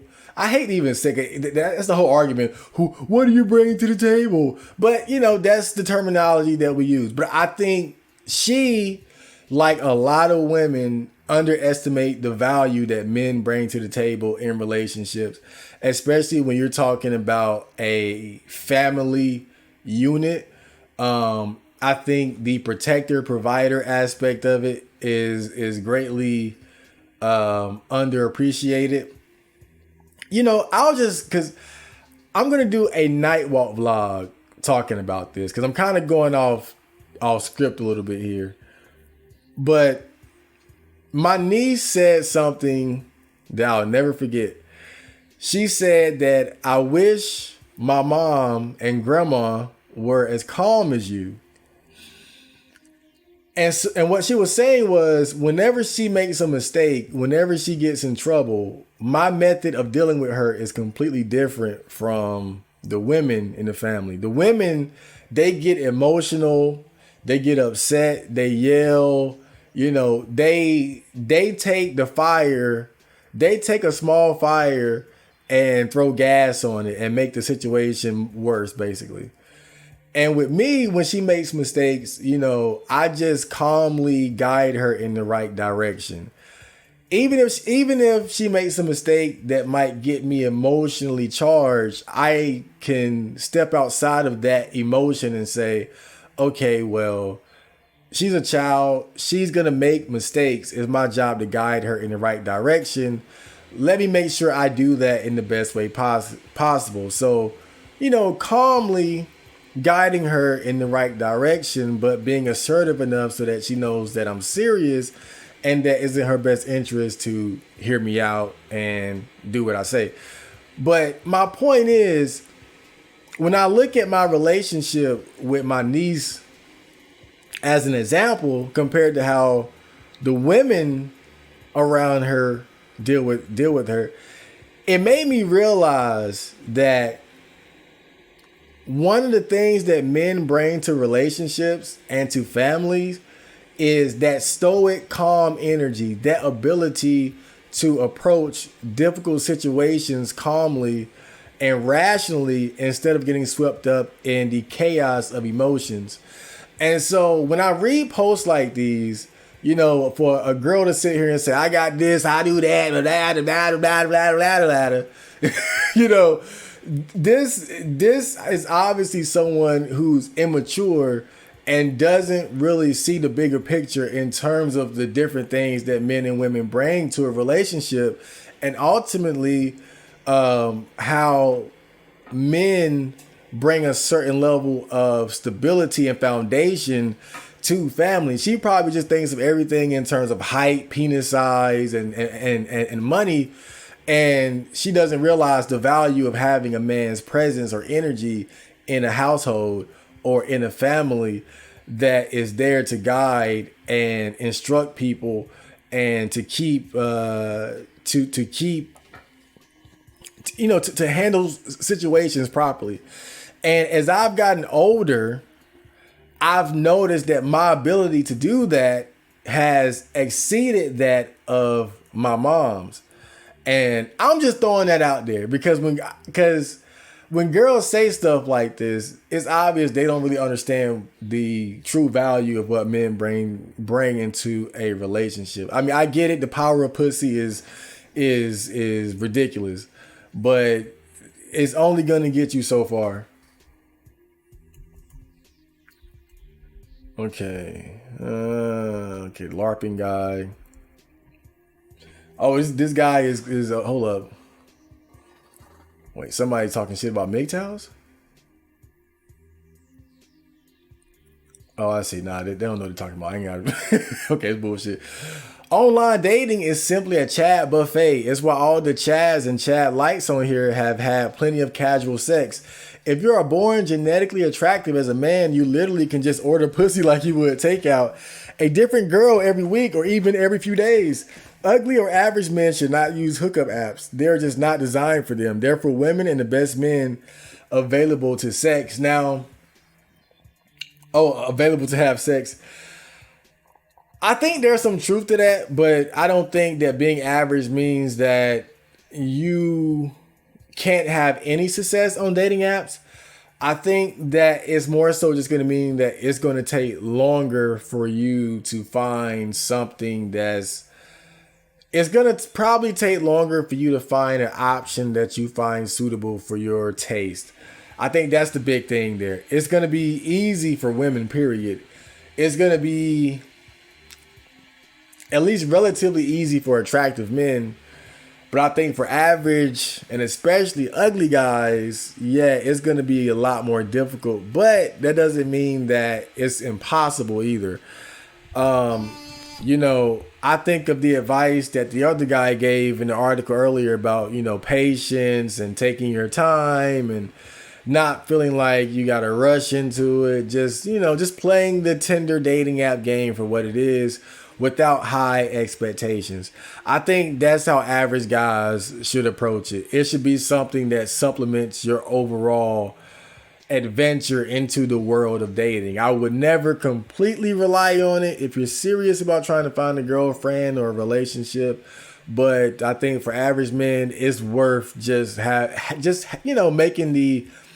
making a little bit of an investment into it, because for like a couple hours spread across a week worth of investment and effort, you can set up a decent Tinder profile, and then from there, you only got to check in periodically. So I don't think it's completely futile for average guys, but I think your approach should be different. Your expectations should be realistic. Okay, they're complaining about what men and women bring to the table. I'm not going to get involved in that. I'm not going to get involved in that.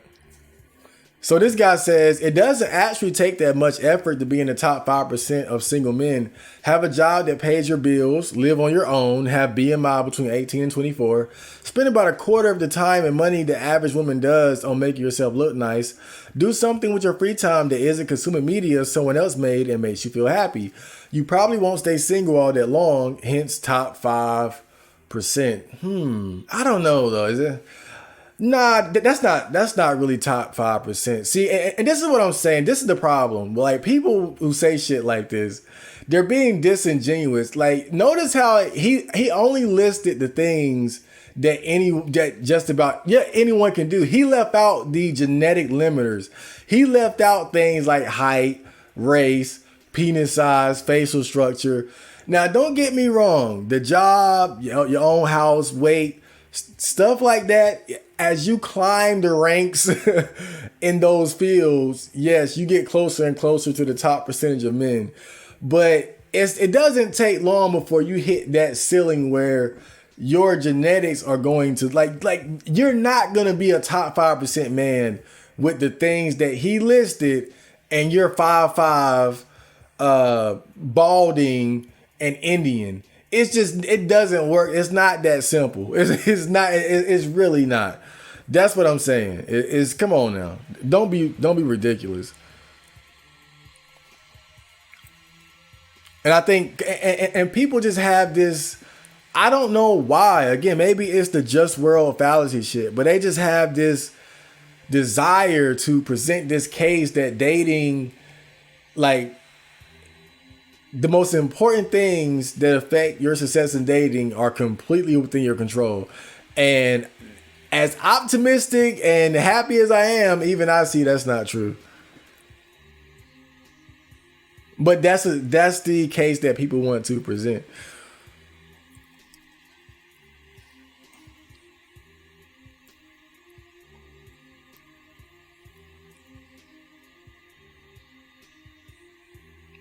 Okay. I think okay,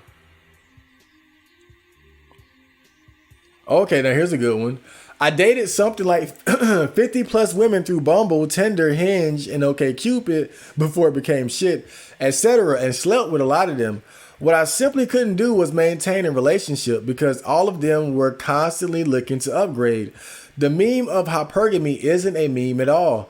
Many of them were open, honest about it. Female entitlement is at an all-time high, but so is female laziness. A lot of the women, young women that I spend time around now, thanks to actually being in a relationship, don't even date because none of the men around them can meet their expectations. One openly said she expects her future husband to earn at least 400K, and multiple women around her agreed that was a pretty good minimum. These aren't insta whores or spoiled sluts either. These are 5'10" and 6'10" university students. They are absolutely spoiled for attention and choice and end up having their egos and standards inflated to such a degree that they just don't pick at all. Okay, he's replying to somebody. Okay, this guy says, I get some match if I swipe maybe 2-3 per week, but why they never reply? Either she writes first on Bumble and then never follows on my question, or is 2, max 3 replies between us. Last reply is mine and she never replies back. Is everything coming out my mouth just shit? Is it a testing? And then he replies, bots and also competition. Understand this, you may get 1 or 2 matches per week, but these women get 100 men begging to suck their farts every single day. The strategy is to ask about them and quickly ask for their other social media. If they are into you, they'll hand it over and you can corner them there. If they aren't into you, they will come up with some kind of excuse and you move on. It's that simple. I wish I didn't have so much experience in this. This is why I just don't date, because this is something that I've always known. With any girl, and remember what he said about 5 out of 10, 6 out of 10 university women and how entitled they are. And that's my range. that's my range. I mean, I gotta at least have about a 6. And if all things were fair, that wouldn't be like some extreme unreasonable desire either, considering I'm about a 5 or a 6 myself. But the thing is, when you're talking about girls who are 5s and 6s, again, like he said, they got 100 men begging to suck their farts.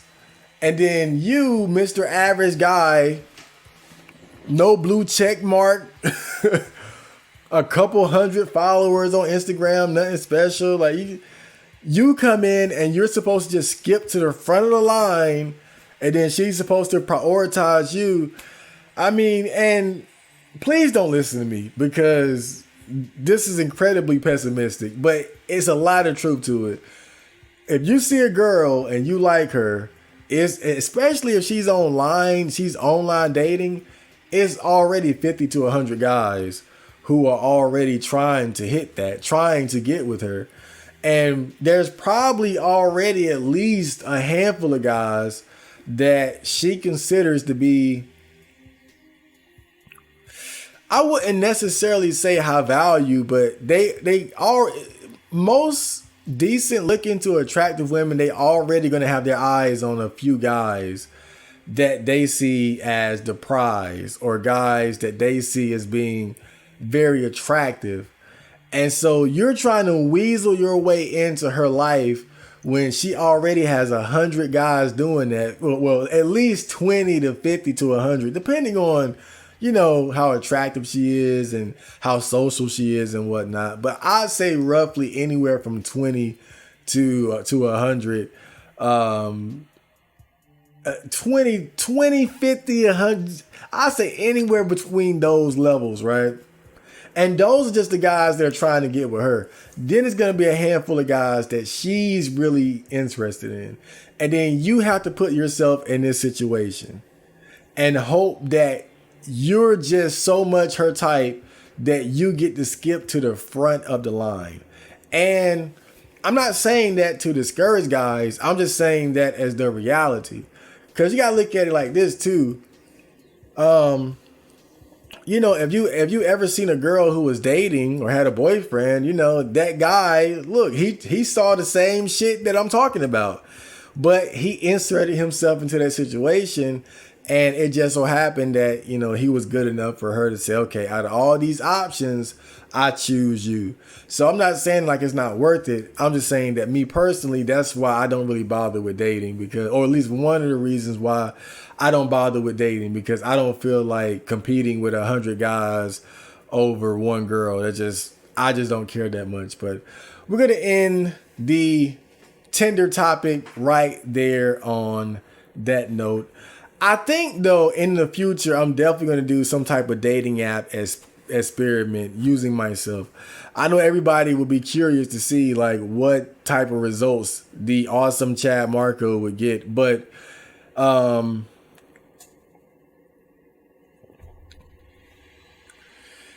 think it depends on how I approach it too, because you guys know I march to the beat of my own drum, so I probably won't abide by the golden rules of being successful on these dating apps.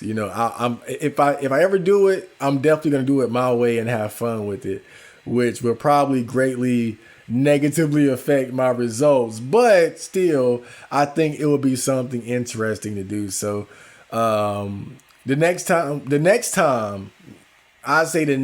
we touch the topic of online dating, I will set myself up to do a proper Chad Marco dating online app dating whatever the fuck. A dating app experiment. There we go. But I hope you guys enjoyed that main topic. Next, we got the TOD in the comments, and then we're gonna get out of here. So be right back.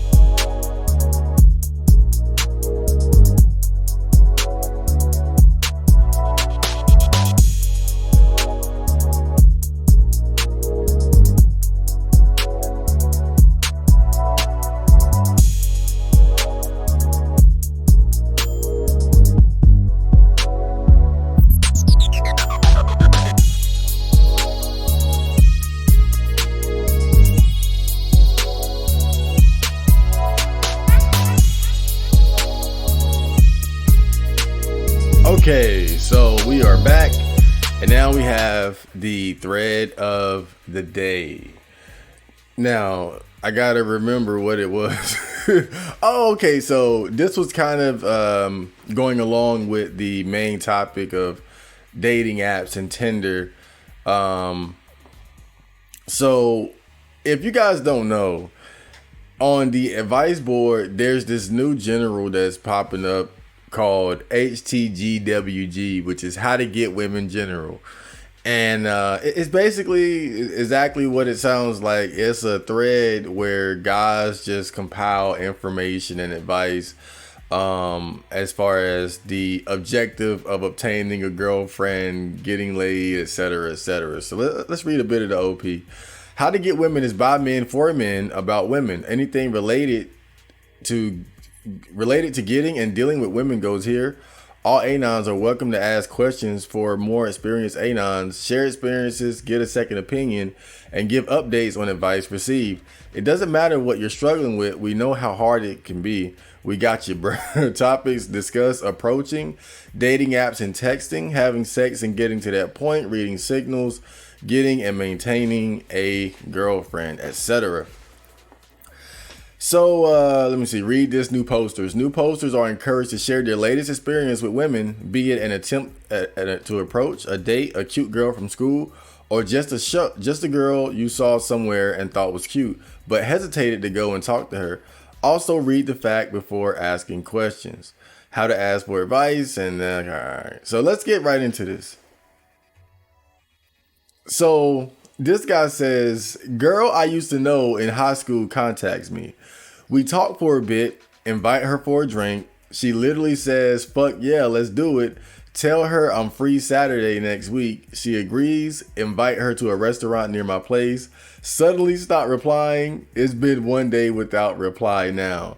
What the fuck is it? Because I said the restaurant was near my place and she thinks I want to rape her in my basement? Or is she just busy? Is she even still interested? And then the guy beneath him replied, it's nothing you did. She was just in a certain headspace, maybe horny, maybe lonely, who knows. When she contacted you, then it passed. Don't take it personally. People get anxious or just are flaky as that. It's whatever. Move on. Now, his advice is good. Move on. But I don't think that it's so much a headspace thing. Like, don't get me wrong. That can definitely happen.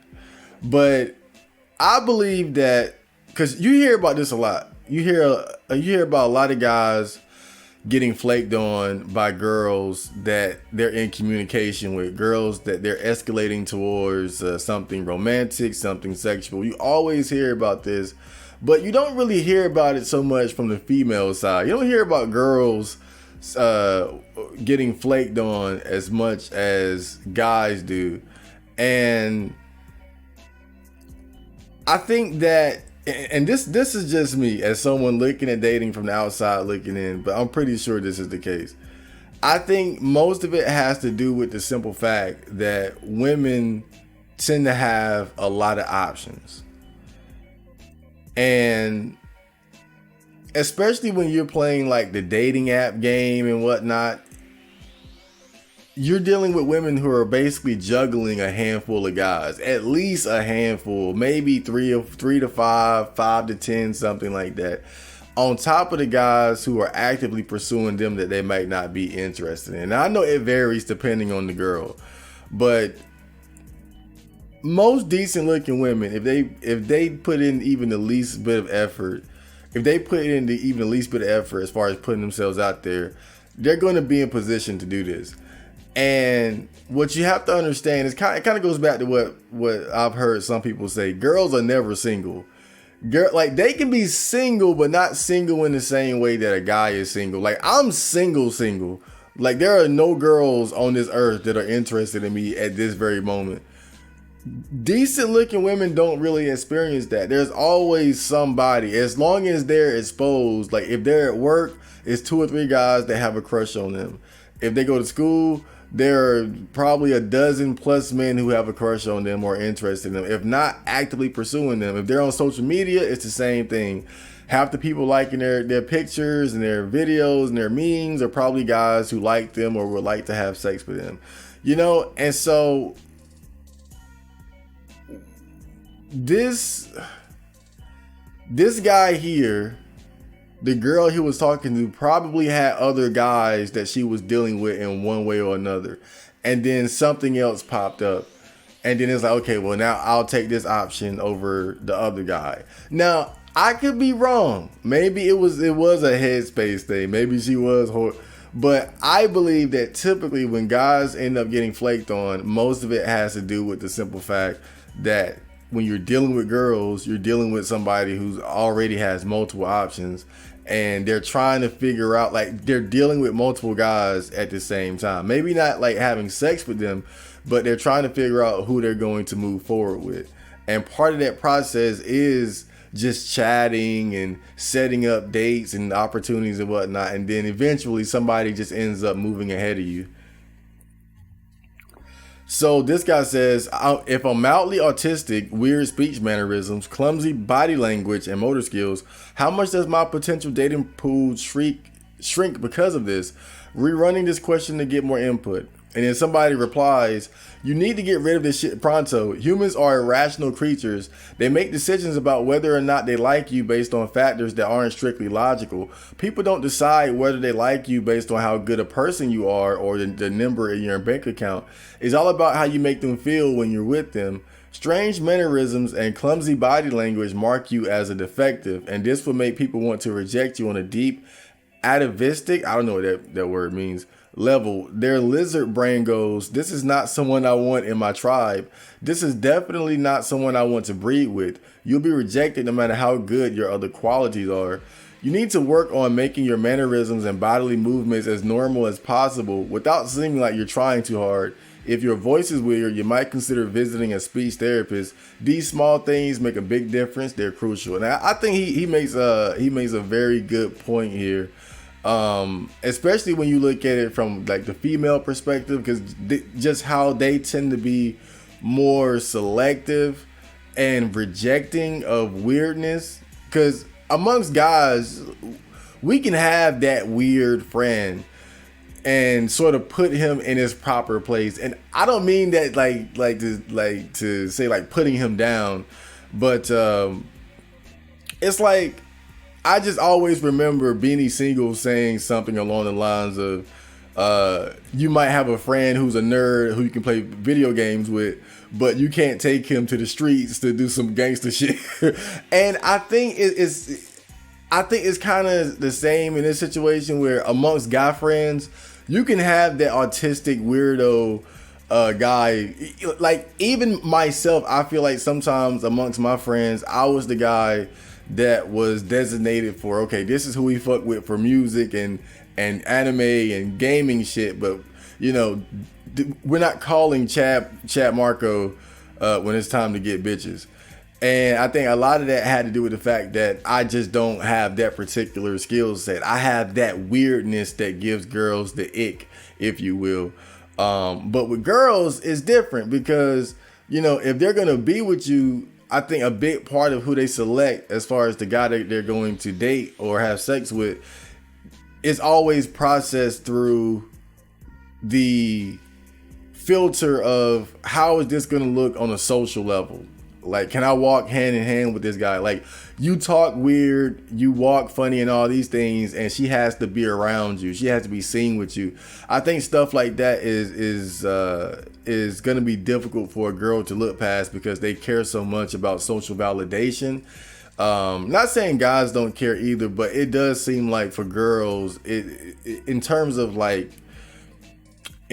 of who they date, to me it just seems like they care more, not just about how they feel about a particular guy, but how the world perceives them when they walk around with this dude, you know?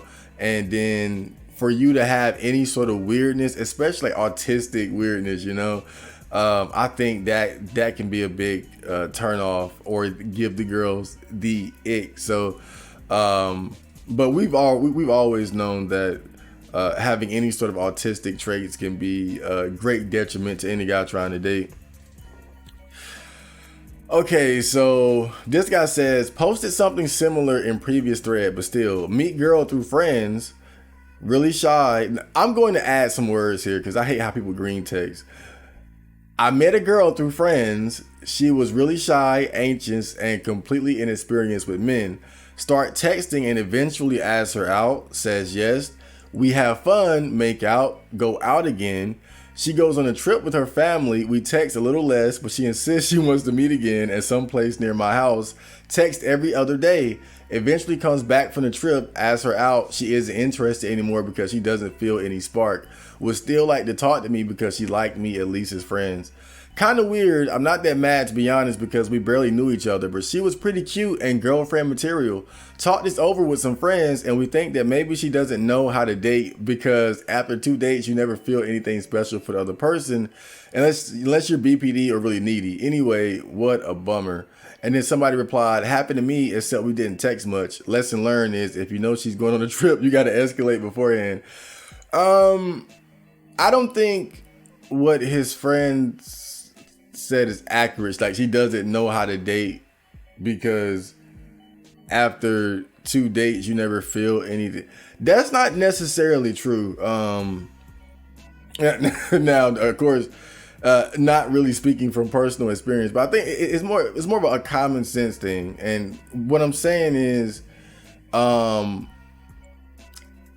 when you meet somebody that you're attracted to, like, already there's a certain level of excitement, like, and this is just coming from my perspective as a guy, but I know that when I see women of course vary depending on their level of attractiveness. And I've seen some girls where I'd be like, okay, she's fuckable, like I could hit that, but I wouldn't be too excited about being with her. Then there are girls who are legitimately QT that I'd be like, oh man, like if I had a chance for her, like I would be excited from, like from the very beginning. I'd be like, oh hell yeah, here we go. And then you got those girls who are like just bad, pretty, that would just, if you had the opportunity to be with a girl like that, it would just give you an overwhelming sense of it would overwhelm your senses, and it would be very exciting. And I think what guys have to understand is that girls kind of experience something similar, where they feel different levels of attraction based on the attractiveness or intensity of attraction and excitement based on the attractiveness of the guy. So, and this is just me making a hold. Let me turn this thing off in the background.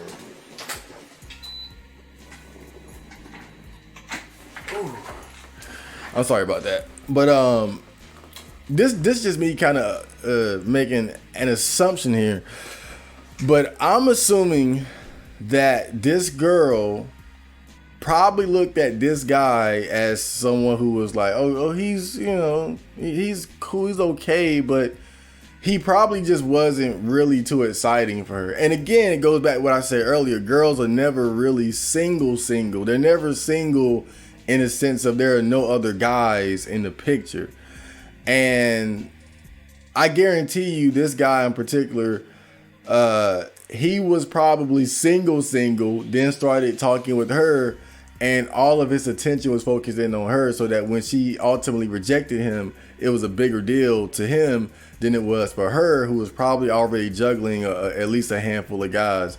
He was probably guy number 3, and then maybe she met somebody on the trip, or maybe there was already another guy that she was talking with who became available. Again, that's what guys have to understand. When you get flaked on, part of it is just the fact that there are other guys in the picture. She's giving you a chance because she's mildly interested. Sometimes girls can be mildly interested in you and give you a chance, but there's still other guys in the picture.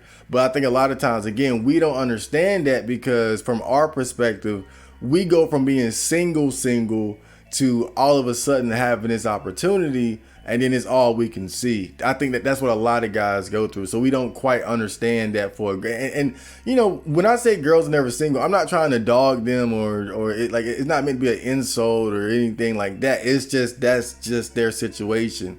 When you have guys actively pursuing you, when you have options, it's the nature of being a woman. It's just what comes with it. It's easier for you to accumulate options over time. And so you're looking at these different guys and you're trying to figure out which one you want. And, you give a handful of them a bit of attention based on how attracted you are to them. And that's because that's kind of how you got to play the game. You kind of got to see, okay, what about this guy? What about that guy? It's only natural. It's not something bad that they're doing. I just think that in situations like this is unfortunate because a lot of guys, they don't understand what a woman is seeing versus what they're seeing. He only saw her, but she was probably looking at a couple dudes at the same time. So this guy says, how hard is it to trade weed for sex on lay dating apps, I should say? Rather easy. I pretended to have weed and this chick was all over me. She hasn't, and then another guy said, she hasn't matched me yet, but I sent a compliment mentioning I have some. She's hot, so I'm assuming 300 other niggas also did the same. And then the guy replies, weed is the ultimate lure for getting a girl to come to your place for sex. I also have a game cue ready for the same purpose. Now, I don't know if that last part was a joke, but now this might be some legitimate advice because a lot of girls do like to smoke weed. They like to smoke up other guys' weed, especially. I know I had a friend who sold weed, and had a few friends who sold weed actually. And sometimes I'll be over his house, and then like you would see girls coming over buying weed, and it was obvious to me. Now, I don't know how often my friends would take advantage of this. I'm sure they did every now and then. But it was obvious to me that by selling weed, it gave them the opportunity to meet more girls because, again, I will be over there and then a girl would just be knocking the door trying to buy weed, and they might come in a little bit, chit chat, things of that nature. And I know I definitely had one friend who seemed to be taking advantage of being Mr. Weed Dealer in terms of using it to attract women and bring women around. Except I think like he was more deliberate about it. Like one friend I had was mostly like he was business, but the other friend I had, I think that for him, he was using it the way these guys are talking about, whereas like the girls know I got weed, I'm gonna set it up so that I just smoke with them and then maybe it'll escalate towards sex. But look, this is probably the best advice in terms of girls that I've seen in this thread so far, though, because weed really is something that and I think the problem is though the kind of girl that would do that, the kind of girl that would hang out with you just to smoke your weed up. Because rest assured, it's probably gonna work best if you let it be known that they can just smoke with you for free, because at least they know they're getting something out of it, and then you just take it from there. And the type of girl you're dealing with then, who knows if that's really what you want, but it's an option. So this guy says, went to a play, 4th date. My arm is around her. She put her hand on my thigh. It was very nice. Held that hand through the end while holding her. She gave me a ride back to my place. She's got a car and I don't, but we live close by. I made the comment that I appreciate her not judging me, thinking I'm a scrub for not having a car.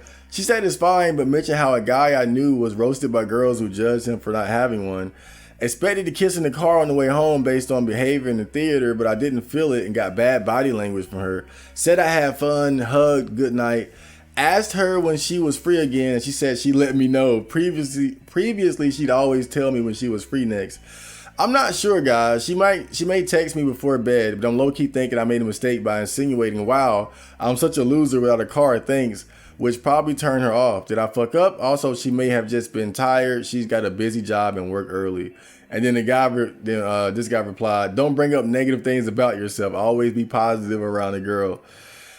And I think that's solid advice. But the no car thing is not good. I mean, really, one thing I've come to understand about men and women dealing with each other is that women, it's kind of like I was going back watching some of the older Patrice O'Neal red pill videos, and he talked about this quite a bit, how women want to feel like they're with a man that's better than them in every way. They want somebody that they can look up to, and it's like on the physical level, you got it almost by default. Just the fact that you're stronger than her, you're faster than her, reflexes, etc. You're in better control of your emotions. Like a lot of the stuff that creates that gap between your masculine and her feminine just comes naturally. But then there are things like having a car, having your own place, having good money, being an all-around responsible, capable adult. This is something that a lot of guys like myself tend to fail at, that when girls are around you and they see that, that's going to kill their attraction somewhat, because again, they want to feel almost like they're, even as a capable, responsible adult themselves, they want to feel like you're even more so of that, or at least on their level. Like, if both of you have a car, then she wants to be riding with you in your car. If both of you have your own place, you know, she doesn't want you over her house all the time eating up her food. She wants to go to your place and say, oh, he has this that I don't have. His house is big. You know, that's how girls want to feel. That's going to make them feel more attracted to you, especially if the physical aspects are already there.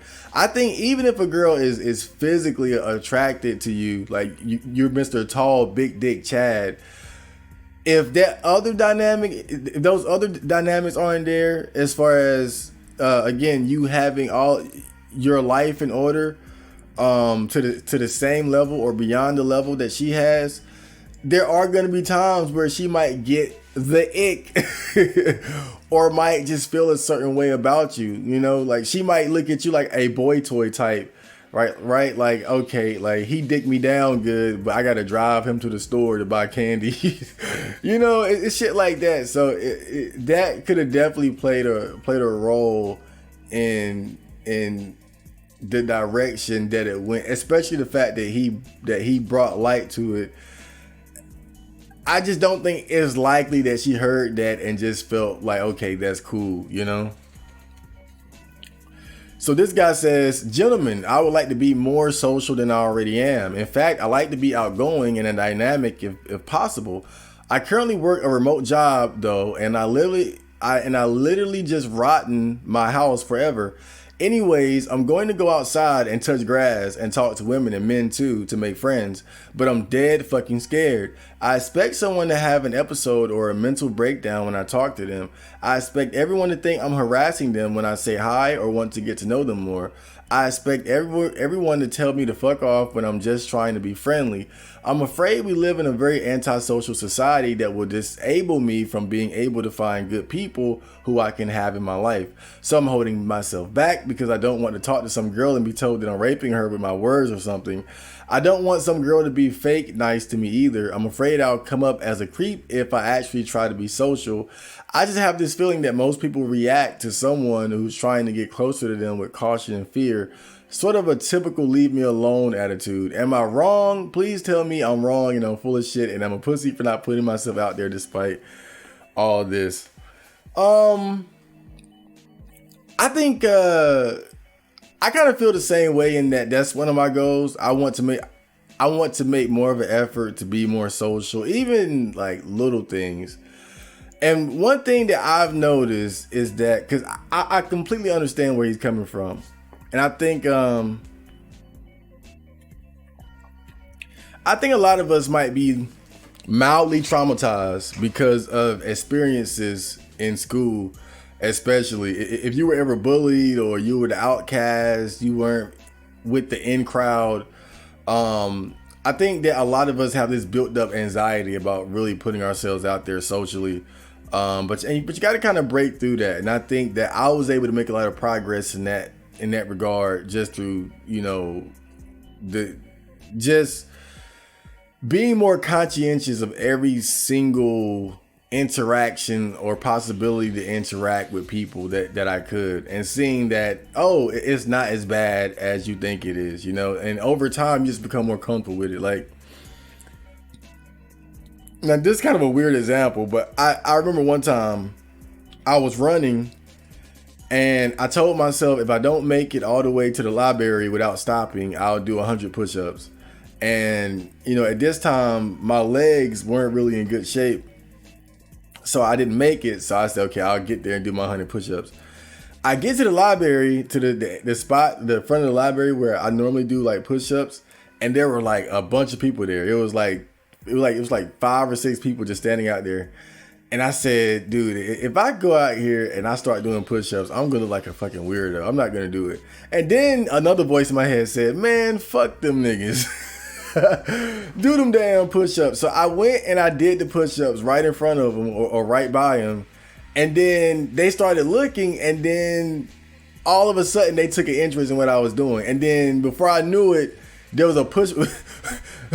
We were having a whole push-up contest in front of the library, but that experience is just, it's the reason why I bring that up is because I think that it was one of those situations where, kind of like what this guy is saying, you look at a potential social interaction or a social moment, and then you have it in your head that if you do something out of the ordinary or you put yourself out there, there's going to be negative consequences. And don't get me wrong, like the negative, bad shit can happen too. But I think it was a great example of what can happen on the positive side when you just let loose and put yourself out there a bit and don't worry so much about what other people think. You know, I said, fuck it. I said I'm going to do these push-ups. I'm going to do them. I don't care what they think. And then we started, again, they had a damn push-up contest in front of the library. It was crazy. But again, I think that it's worth putting yourself out there. But start small, you know, start with the little things. Because I know one of the things I focused on as far as trying to overcome this was like, okay, if I'm going to the store buying snacks all the time, let me interact with the cashier a little bit. So I would do the bare minimum of making sure that I always, you know, would say thank you. If they asked how I was doing, I would say, oh, I'm doing great. I'm doing fantastic. You know, I would make sure that I threw some enthusiasm on it. You know, I wouldn't go there and just have like this dead, you know, this dead vibe, this dead voice of I'm okay. You know, I'd be like, oh, I'm doing great. I'm doing great, ma'am. I'm doing great, sir. And thank you. And, you know, use those opportunities to kind of polish up on your social skills a little bit. You know, when I walk past somebody in the street, I look at them, I acknowledge them. Hey, what's up, man? What's up, y'all? You know, shit like that. It adds up. It makes you feel more comfortable putting yourself out there and socializing a little bit. And then you can escalate from there. You know, I think at the point that I'm at, if I was interested in dating in the right environment, I feel like I could easily push past those barriers that, you know, tend to stand in the way of guys talking to girls. So this guy says, what's the fucking point? You reply to my messages, you give me your Instagram, but flake when it comes to meeting. I'm just tired of this BS dating apps give. Only girls e-ho want to go out are the ones who are 3 foes lower rating, and the decent looking ones don't want to go out, always flake. Why? How long should I keep doing this? And the reason why I selected this one in particular is because it goes back to some of the earlier ones about flaking. And look at what he said. Only girls who want to go out are the ones who are 3 foes lower rating. So he's talking about the threes, basically fat or gorilla bitches, right? And the decent looking ones don't want to go out, always flake. Why? And like it's just like I said earlier, once a girl, any girl that's decent looking is gonna be in position to be flaking on multiple guys because she's more than likely she has multiple options. And what tends to happen is they're communicating with multiple guys at the same time. And because again, it's like if you're a girl, just for example, on Bumble or any one of these dating apps, and let's say you get 10 matches and you talk to one guy and you might not necessarily set up a date. You might say, okay, we'll chat later, but let me talk to this other guy. Because you think as a guy, you would pretty much do the same thing. And so they talk to the other guy and it's the same thing. They chat, you know, okay, we'll talk later. The third guy, she ends up giving him her number. But the fourth guy, oh, there's sparks are flying. There's real chemistry. She finds out, oh, he's into hiking like I am. He's a rock climber. Oh God, I used to love rock climbing before I had my ankle injury. Oh, wait a minute, you're a physical therapist too? You know, right? Like, oh my God. And then now the third guy who got the number doesn't realize that she just ran into fucking Chad, physical therapist. and his, you know, and that's how it is. That's how shit goes. And you know, that's what guys got to understand. And that's part of the reason why I just don't even bother dating, because it's just not something that I want to deal with. So this guy says, had a first date with a hot girl about 3 weeks ago. She says she wants to meet again, but she says she has a lot of work. I think her having a lot of work is bullshit. I saw on her Snapchat that she was in another city. Don't think that was for work, and she ignores me a lot. Texted her today around 2:30 p.m. She replied in like an hour. I texted and asked if she could meet tomorrow. No reply. Texted and called her a few times. Finally replied close to midnight. Said she's busy tomorrow. Fuck this whore. My hope is like 10% we'll meet again. Hold up now. She was in another city. Don't think it was for work. She ignored me. Texted her. Oh boy. And then the guy replies, I texted and asked if she could meet tomorrow. No reply. Texted and called her a few times. No reply. Texted and called her. Jesus Christ, A9. And so the reason why he said that is because generally speaking, within the manosphere or red pill world, the belief is that you never double text. If you text or send her anything and she doesn't reply, then just let it go. Unless you guys are just cool like that, like, because some people really have a real relationship, and sometimes you might have to be a little persistent to get their attention. It's not a big deal. But when you're dealing with somebody who you're just meeting, especially, and like he said, first date with a hot girl, you got to understand, if she's hot, she's dealing with multiple men. Even the decent looking ones are, again, they're never single. They're only single, but they're never single. And you got to understand, man, like you're dick number 8 or 9, if not 14, 15. And how do I say it? 3 weeks ago, 3 weeks is a long time when you're dealing with a hot girl. You think a hot girl that you're not in a relationship with, that you're not dicking down, is not engaged on some level in the world of dating or with other men in 3 weeks? Within 3 weeks, oh my God, she could have 3 bodies in 3 weeks. So again, this just goes back to guys needing to understand, like, flaking, like why they get flaked on, and why you shouldn't take it too personal. It's a perspective thing. So this guy says, can anyone here explain to me how I'm supposed to even...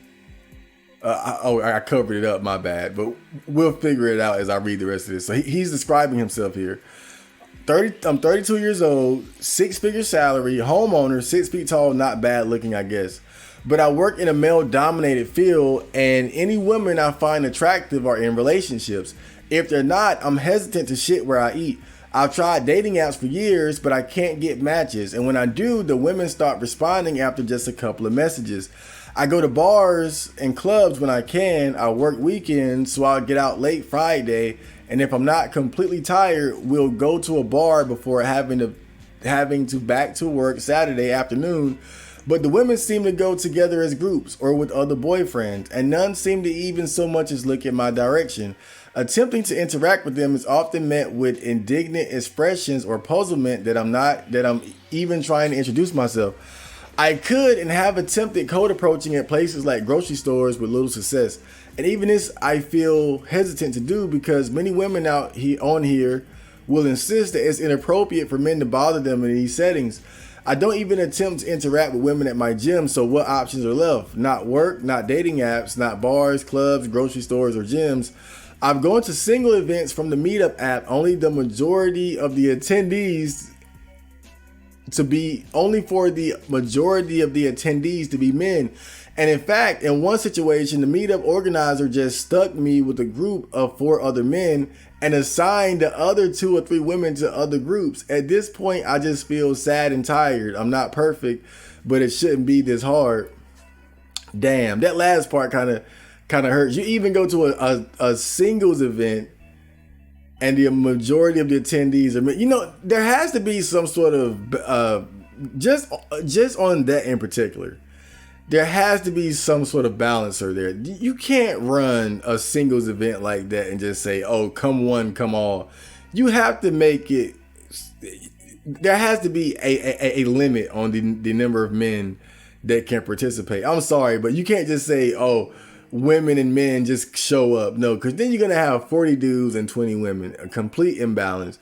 It has to be based upon the number of female attendees. I think that it should be as balanced as you can get it. If it's 20 girls, there should be 20 guys. Like, because otherwise it's just not gonna work. If somebody doesn't show or whatever, then you just deal with it from there. But don't just allow anybody to pull up. That's just asking for trouble. But this guy, he has an issue that a lot of guys have, and I think that's really the opportunity to meet women. I've always said that I think that one of the biggest detriments to a lot of guys in terms of dating is that they don't have a big enough social circle that allows them to meet women organically. You're kind of forced to completely throw yourself out into the wild by interacting with strange women that you don't know. Because from what I see amongst the guys that I've known, most of them didn't randomly talk to girls that, on the street. They met girls at work. They knew girls from the neighborhood, social circles, stuff like that. And I think that if you don't have those type of opportunities to meet somebody organically, it can be difficult to just say, okay, I'm going to cold approach somebody. And like he said, some girls, they find it inappropriate for guys to approach them in certain settings. And, I find it funny because people put so much emphasis on, it's a man's job to approach women and all that. But then I always remember there was this one thread on the advice board where the girls were talking about how they feel about being approached. And a lot of them said that, and of course, it depends on the guy and the setting and whatnot. But a lot of them said that, it makes them kind of uncomfortable. A lot of them said that while they found it endearing, there's just no way I'm going to just accept a date or trying to get to know somebody that is a complete stranger and talks to me randomly in the grocery store. And that's why I always just feel like that advice for men, as far as like, again, telling men it's your job to approach women and all that, I just think it's so crazy, because I think all these things kind of play into the simple fact that most of the time women just aren't going to be responsive to that sort of thing. They're not going to be responsive to the advances of a complete stranger. But then this guy, he replies, he said, day game, everyday locations like grocery stores, coffee shops, etc. Take excellent care of your body and live. Be friendly, but also joking and not too serious. Hit them with the, hey, you seem pretty cool. We should stay in touch. Just don't take yourself too seriously. But that's what he said. Grocery stores and, he's 6 feet tall. Like he's saying, but it's going to be a struggle regardless. I think that's the bottom line.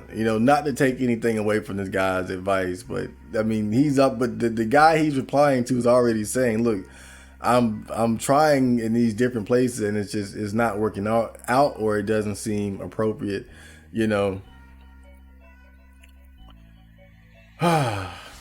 It's sad when when I look at this shit sometimes. So this guy says, what to do when you get mogged? I approached a pair of girls in a club who were sitting. I sat down next to them on one side. They had been sitting there for a long time. After a few minutes of talking, a pair of guys who were bigger than me approached a pair of girls from the other side. Sat down next to them on the other side, started talking to them. I got up and left. A few minutes later, I saw they were all gone. And then this guy replied and said, your fault for not being more interesting. In old school PUA days, they supposedly taught ways to disarm competition, but I don't know what. Apparently it's possible, or you can fight them. So that's one of the issues of going out into the wild, wild west of clubbing, is that, you start talking to girls and then it's going to be a lot of competition, basically. Now,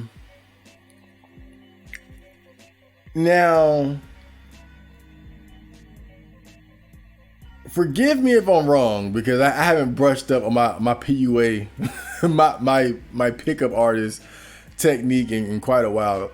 I remember when I first got interested in trying to learn about women and dating. That's kind of where I started. But I seem to recall that in a situation like that, the way you deal with it is you have to confront the guys directly, not in an antagonistic way, but it's like you can't engage or turn it into a competition. You have to keep it. How do I put it?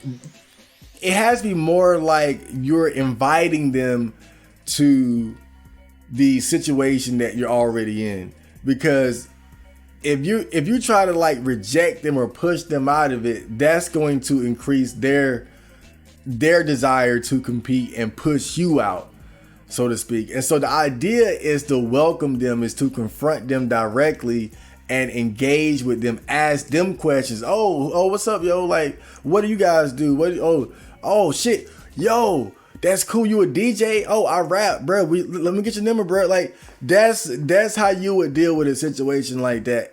Confront them directly, not in a competitive way, but welcoming them. And I would take the angle of trying to like get to know what they do and potentially network. Or where the loud at? You guys know where to get the gas? Like, we can go get some, like, try to, and that way everybody stays engaged. But the problem is when you try to push them out, and again, you're dealing with guys who are probably more attractive. Like in this situation, you're dealing with guys who are more attractive than you. You're dealing with guys who, just based on the physical, is probably going to gain more attention from the girls you're already talking to.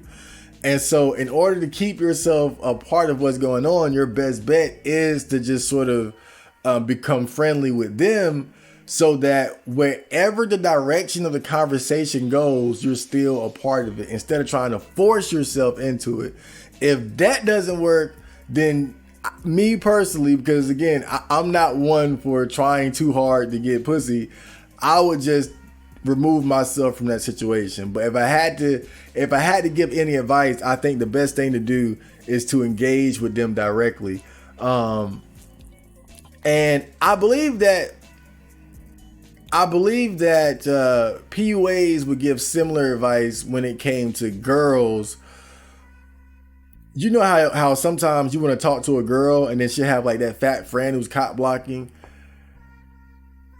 It's kind of similar. The method is not to push her out.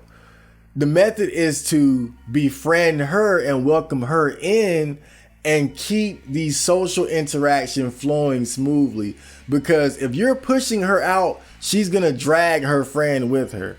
And then that's going to increase the chance that her friend is going to disconnect from you. So you want to make sure everybody is engaged. You want to make sure everybody is connected. Because at the end of the day, it's about keeping things friendly and on the level. It shouldn't be about this serious competitiveness and trying to drag people in one direction or the other. You can do that. Maybe for some guys that'll work. But I like the method of just taking a more lighthearted approach to it all, you know. So instead of trying to push people away, try to keep everybody engaged and connected, and that way from there you can let the chips fall as they may. You know, if she wants to go with the guys who mock you, fine, but if you manage to actually keep them interested, maybe you will still have a chance. So this guy says, also, I got a date with this hot girl after only 3 proper night game approaches last year.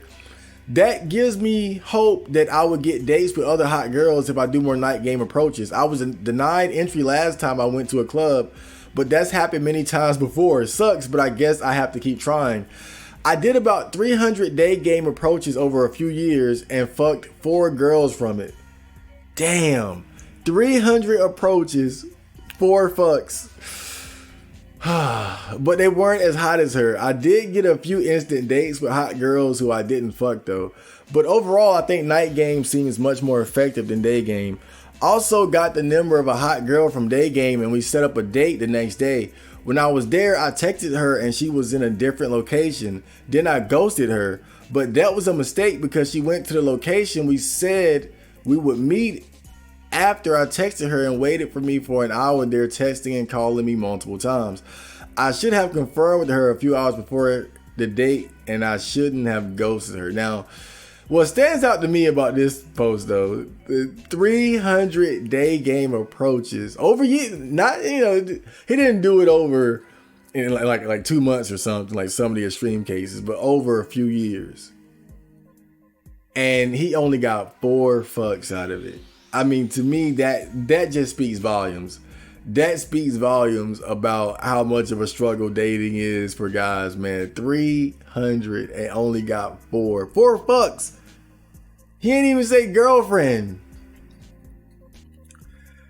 I guess whether or not that's worth it depends on your personal perspective. But for me, when I see that, that's just like those type of odds just are horrible. Like, if I made one good song for every 100 bad, like if I made only one good song for every 100 songs, I probably just wouldn't do music. If I was a basketball player and I made one in every 100 3-pointers, I probably need to stop making, that's just, God. Stuff like this is just, but he seems optimistic. That's the good thing about it though. Some guys are just built different where they completely embrace the struggle of being a man who has to do this amount of effort just to get laid, just to get opportunities with women. And I can see how that can be fun. But still, that's a lot. And that's the thread of the day. I hope you guys enjoyed that. And next we're going to do the comments, and then we're going to get out of here. So stay tuned.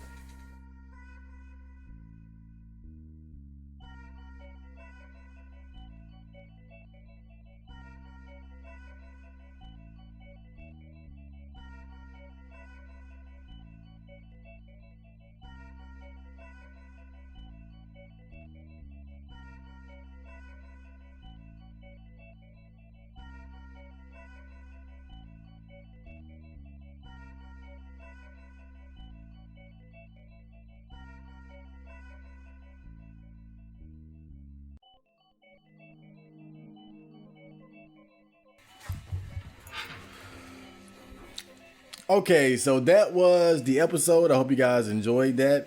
But before I get out of here, we're going to answer some comments. So let's get right to it. So Moonbase Monk Mode says on the Nightwalk vlog, episode 27, why girls can't be incels, look up being a virgin woman in Japan interview by Nobita.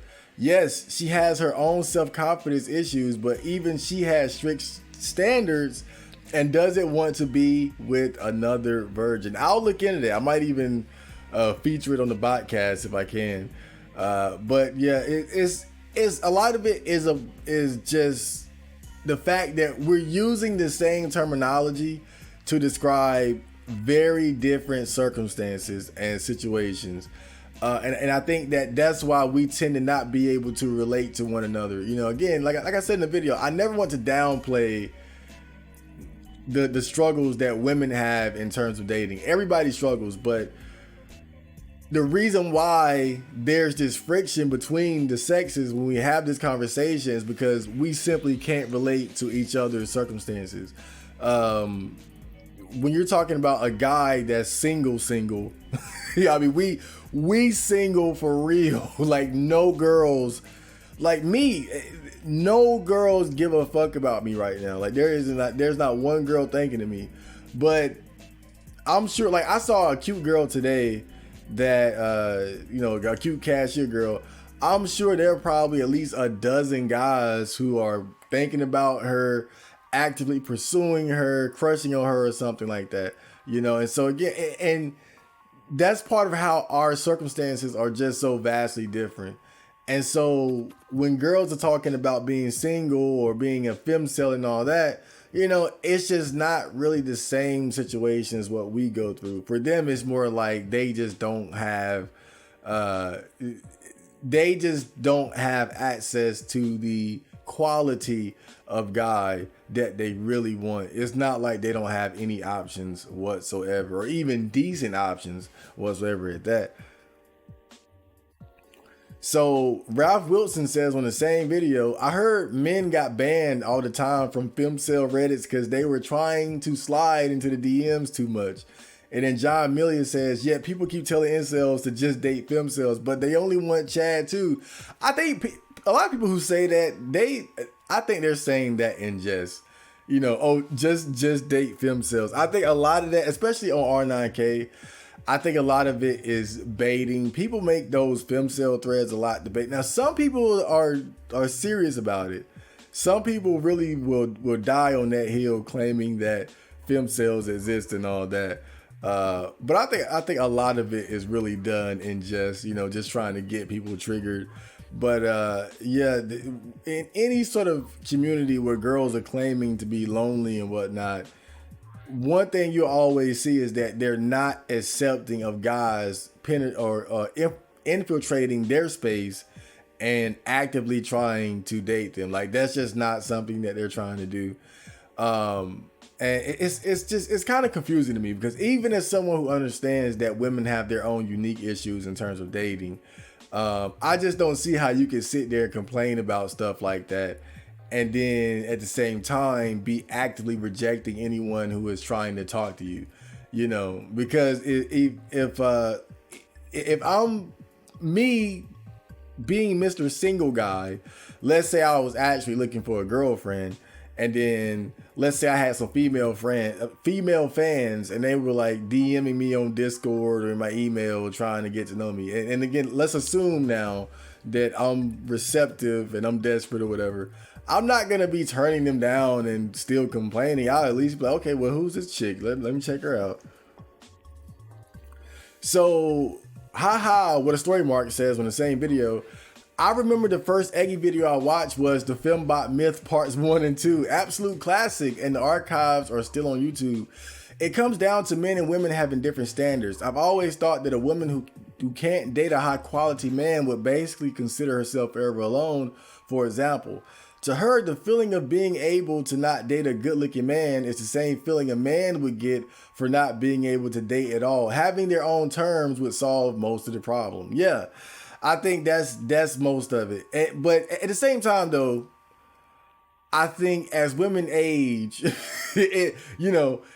that tends to kind of change as well. I think that a lot of what women think they deserve in terms of dating is based on their current level of attractiveness. It's kind of like what I talked about a bit when I did the Nightwalk vlog about why I wouldn't date a single mom. And I think one of the things that I listed was the fact that they wouldn't have dated you if they didn't have a kid, because having a kid lowered their value enough to actually consider you as an option. And so as women age and they accumulate baggage and whatnot, and their own quality starts dropping, then they start being more willing to settle and whatnot. But yeah, it's their particular situation is that even though they have a lot of options, they have a particular set of standards in their head that they feel a man must meet in order for them to feel like, you know, he's worth dating. And it's just, that's just what comes with having higher standards anyway. You got to understand, like, I can step outside of myself and look at girls and say, you know what? It probably hurts. It probably makes them sick, the thought of dating a guy that's shorter than them. You know, it's maybe we can't understand exactly how they feel. Like, we can't relate because it's not how we feel. But I can kind of step outside of myself and imagine that, you know, girls see short guys the same way that I might see a fat sloppy bitch. Like, it's that disgusting to them. And the fact that guys who are over 6 feet being a relatively small percentage of the male population, you know, that's just not going to really factor into their biology in terms of what gives them the ick. I've been using that word too much, but it really does work to describe, you know, how girls feel when they see an undesirable male. But I think as men, we tend to look at female standards and then we do the numbers. You know, we calculate, okay, this percentage of guys, and then, okay, he got to be this tall, he got to be this and that and that. And it whittles down their dating options by so much that it seems unreasonable, but their biology doesn't care. You know, they feel that they're going to feel disgust for the guys that don't meet their standards regardless.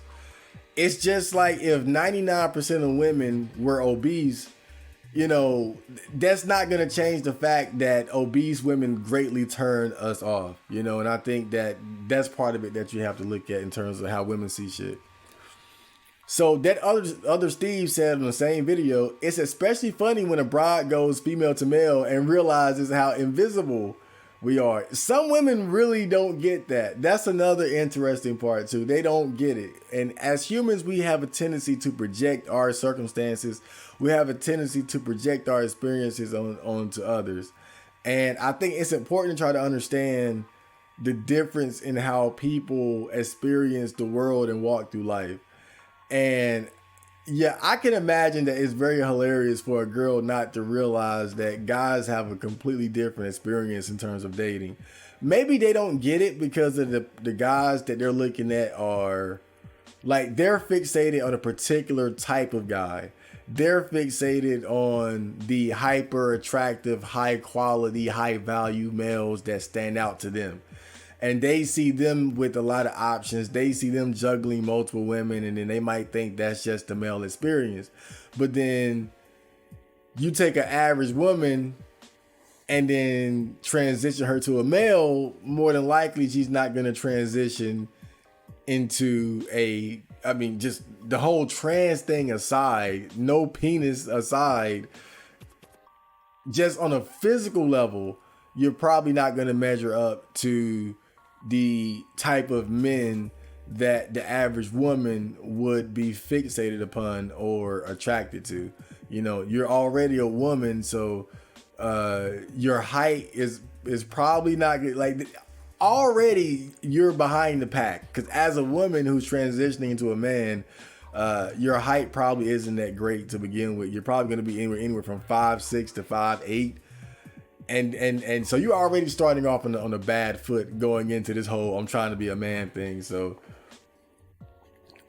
Cable Boy says on the Why I Wouldn't Fuck a Trap video, straight, the Eggman stream was grim. The upkeep that it takes to convincingly turn a man into a weapon is insane for a mediocre product. I think he means woman.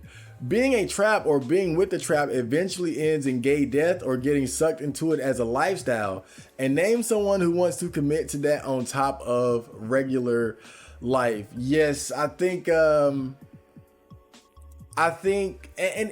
it can depend on the trap, because you have some who don't necessarily identify as female. They're not completely committed to remaining as feminine as possible forever, and so eventually they're going to start aging and looking more and more like a man as they get older. Oh God, I got this one picture of a guy who was like a twink or something when he was like 19, and by like 28 or 30 he looked like some old man. It was crazy. But the other thing too, like he says, is that you might end up getting sucked into it as a lifestyle. And one thing that I've noticed, like sometimes I'll be looking at some trap porn or something, and then you'll look in the background and they got like rainbow flags or trans flags on the wall. And, you know, sometimes people like that, they tend to be just very into the scene, if you will. Like they're just really into the whole LGBT activism. And is that the right way to say it? Activism, activists? I don't know, activists. But they're really into the rainbow community scene. You know, they might participate in pride parades and go to gay clubs, and they got the flags, and then they'll be on social media. So, you know, and I think for a lot of guys like us, that again, that's not really our scene. But if you were to date a trap or something, that's something that you might get sucked into. If anybody remembers this, I think this is funny, but there's a legendary gay furry comic by Hard Blush that was about like this cross-dressing dog named Marty. And I remember it started off as like this light-hearted story of like the femboy friend cross-dressing and sucking off the homies, right? But as the story went on, you know, Marty, the cross-dressing femboy dog, ended up getting completely sucked into like the LGBT scene, and he ended up dragging the other guy with him. It just got gayer and gayer. It went from like fun femboy fucking to like now I gotta drag these dudes to the damn pride parade. It was crazy, but that's exactly what he's talking about here. So Cole McGrath says on the Where Andrew Tate Went Wrong video, the Tate brothers are basically in real life James Bonds and known well around Europe because they've been real nibbers their whole lives. Outside Europe, people don't know them. They've been around in the public eye for the past 10 years, but you've only heard of them now for a good reason. They're being targeted by the elites. Recently, they hit over 100 million in cash and assets, and that brought them to the attention of the ruling class, scumlords. The Tates have openly stated many times they oppose all this global woke crap. The ideology of the present ruling class. So now they're going to do to the Tates what they did to Julian Assange, John McAfee, and Epstein. And see, that's interesting. Because from what you said, apparently they were already doing their thing. It's just that recently they managed to kind of break through and become more visible, in particular in America.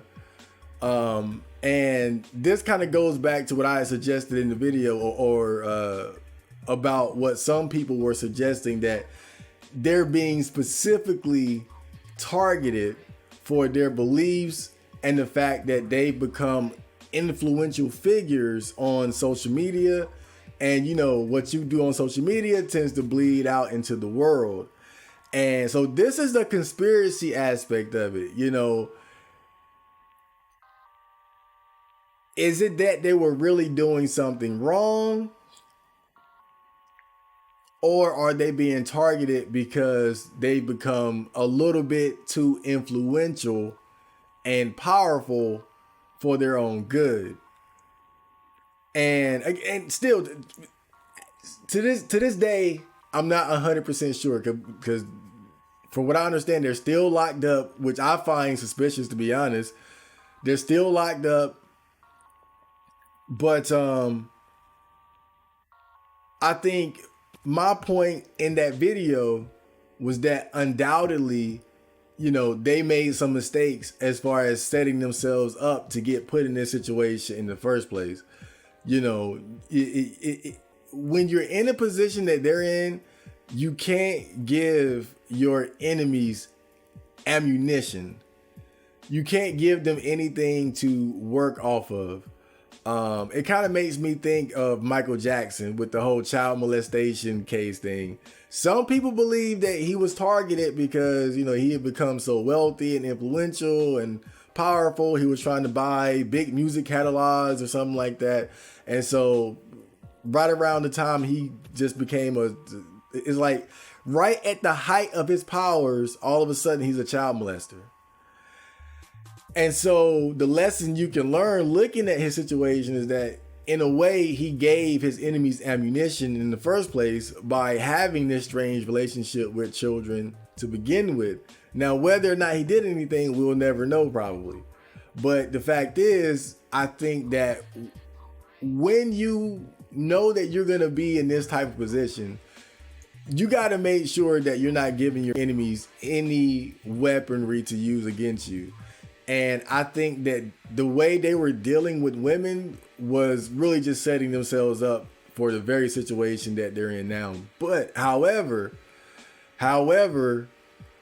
just like this guy says, I think that there is a strong case for the possibility that they've been specifically targeted because they become just a little bit too influential. I remember when I saw this video of Andrew Tate coming outside, there were like a legion of young guys screaming his name, and like it's like he had a small army.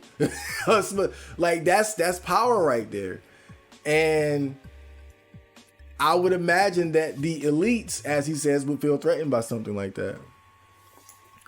So on the same video, DG1NR8 says, calling the police on your boyfriend, foreplay, a man forced to contend with another man who has the law on his side and you legally can't fight back against. Bonus points if they get killed. Yeah, it's fucked up, but it happens so often, especially in toxic relationships.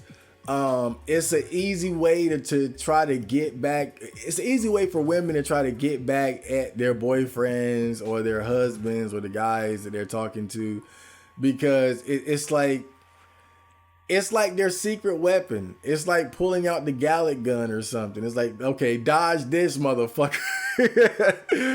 Yeah, and that's why you have to be careful with how you deal with women in general.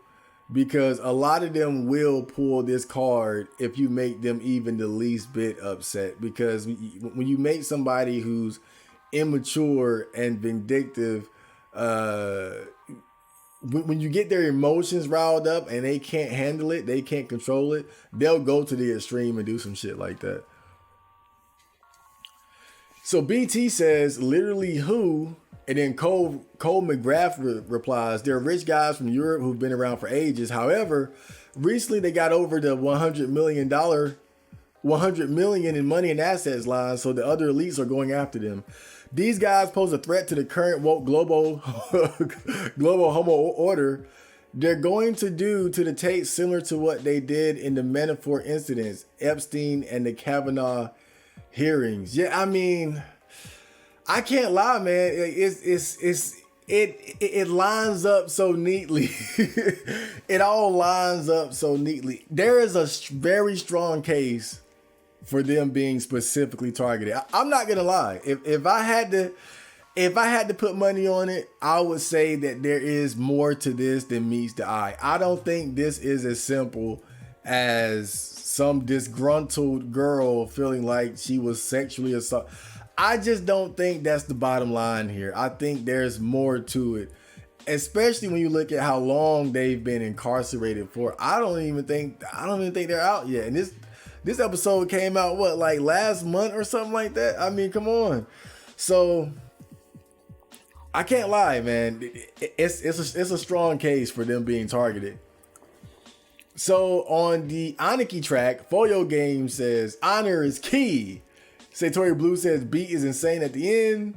And he also says banger, good shit, Chad. Oh, thank you guys so much. And originally I wanted to do Aniki with somebody else, but I could never find somebody to do the second verse. So I was like, I'll just do the song because but that was always a song I wanted to do. I always said I want to do a song called Aniki. And then I just took it from there. Foyo Game says on Escape from the Hood Botcast, instead of war on poverty, they got a war on drugs so the police can bother me. Tupac's changes. Damn. That's true though. Goddamn. So is MGTOW. So Foyo Games also says on the Is MGTOW a Cult video, love the in-depth breakdown. My friend was simping for some broad friend of his and told me that's why you're inselling it. Nah, motherfucker. I just refused my options. And how many times can you get flaked on and fucked around? Fuck that. Yeah, that's what people default on. And what I always find funny about it is that when you say you're going your own way, they call you an incel. When they call you it, and then when you say you're an incel, they say that, oh, you're choosing to be, so you're not trying hard enough. You can do it. So it's like, to me, it just doesn't add up. It just seems like people, I think it's like, it's weird because it's like, on one hand, people don't want to believe that a man can really just decide to take himself out of the dating game consciously and be fine with that. People don't want to believe that, but they also don't want to believe that a man, they don't want to believe that a man could be excluded from the dating game against his will. The idea that a man just can't date because of his genetics or lack of physical attractiveness. This is another idea that people want to reject. But ultimately, it doesn't really add up, because you want to believe that MGTOWs are incels, but then on the other hand, you want to believe that incels are MGTOWs, or at least that they're not doing enough and that they can do it. And so it's like, which one is it? You really just can't win with these people because they just don't want to believe either or, you know. But it can't, like you can't have it both ways though, you know. If I'm an incel, then okay, that's fine. But then don't turn around and act like guys don't have any right to complain or any reason to complain about being excluded from dating. Don't just sit there and say, well, if you put in the effort, well, motherfucker, if I can just put in the effort and I choose not to, then that means I went my own way. Damn. Oh, God, normies, man. So Rap Shout says on the toxic relationships video, Dennis lore. Oh yeah, only the true fans know about the Dennis lore. So being me 2345, do you check your email? And then he says, I do check my email, but I don't always reply to my emails. It just depends on how I'm feeling. So Anton says on the toxic relationship episode of the Nightwalk vlog, people are wired to think that they are more special than the others, and they would avoid all the shit everyone else is dealing with in terms of relationships, then find themselves having to deal with those, and the egotistic brain won't allow them to think they were wrong with their assessment of being special ones. I've dealt with the same, but I'll admit I ain't no special. And see, that's one of the reasons why I don't trip over being single. That's one of the reasons why I'm in no rush to start dating, because even though I see all this, like, okay, being honest, I do, based on my own track history, because I have a track history of cutting people off. Like, I cut people off without mercy. I mean, I've gone to people's faces and said, I'm not dealing with you anymore, over disrespect, over them being negative. So I know that that's just in my blood. That's just, so if being honest, I think if I were in that situation where a girl was being toxic or negative or problematic, I lean towards the belief that I would cut her off, just based off of my personality and my track record and how quick I am to cut people off anyway.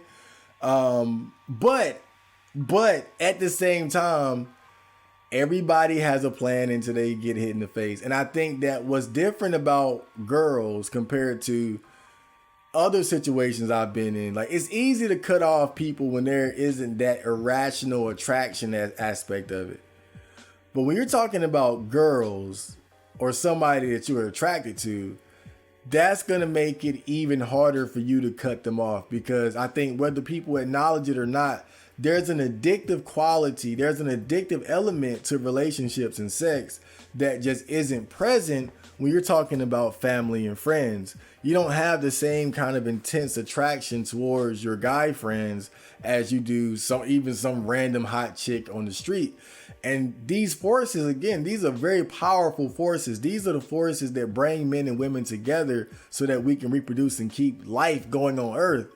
And so you can't underestimate that. So while I do believe, now again, I lean towards believing I would make the right decision, but you never know until you're actually in that situation. And that's why I would never underestimate that power that women have, the power of romantic attraction and sex, because I've seen time and time again people who I thought were rational and logical be completely irrational and illogical when it came down to their relationship.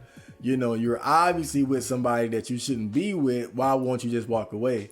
But they just, it's like they just can't do it, you know.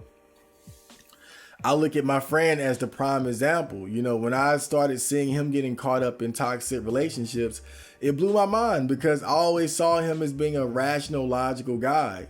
And all of a sudden he's in this irrational situation that he refuses to depart from. Not only does he refuse to leave the situation, he digs himself deeper into it while acknowledging that he needs to get out of it. I mean, it's really some scary shit. It's like looking at a drug addict. And that's why I think that, you know, I have so much respect for the power and the forces of love and lust and sex, because I'm not going to sit here and just say, oh, I'm definitely going to make the right decision. Probably easier said than done. Okay, so that was the comments, and that was the night walk vlog. The night walk vlog. It was because the last comment was responding to the night walk vlog. But that was the OCM Botcast. I hope you guys enjoyed that episode. I'll be coming back soon with another episode. So you guys stay cute, stay healthy, and stay radical. I'm just pulling out words. I'll see you guys later. Johnny.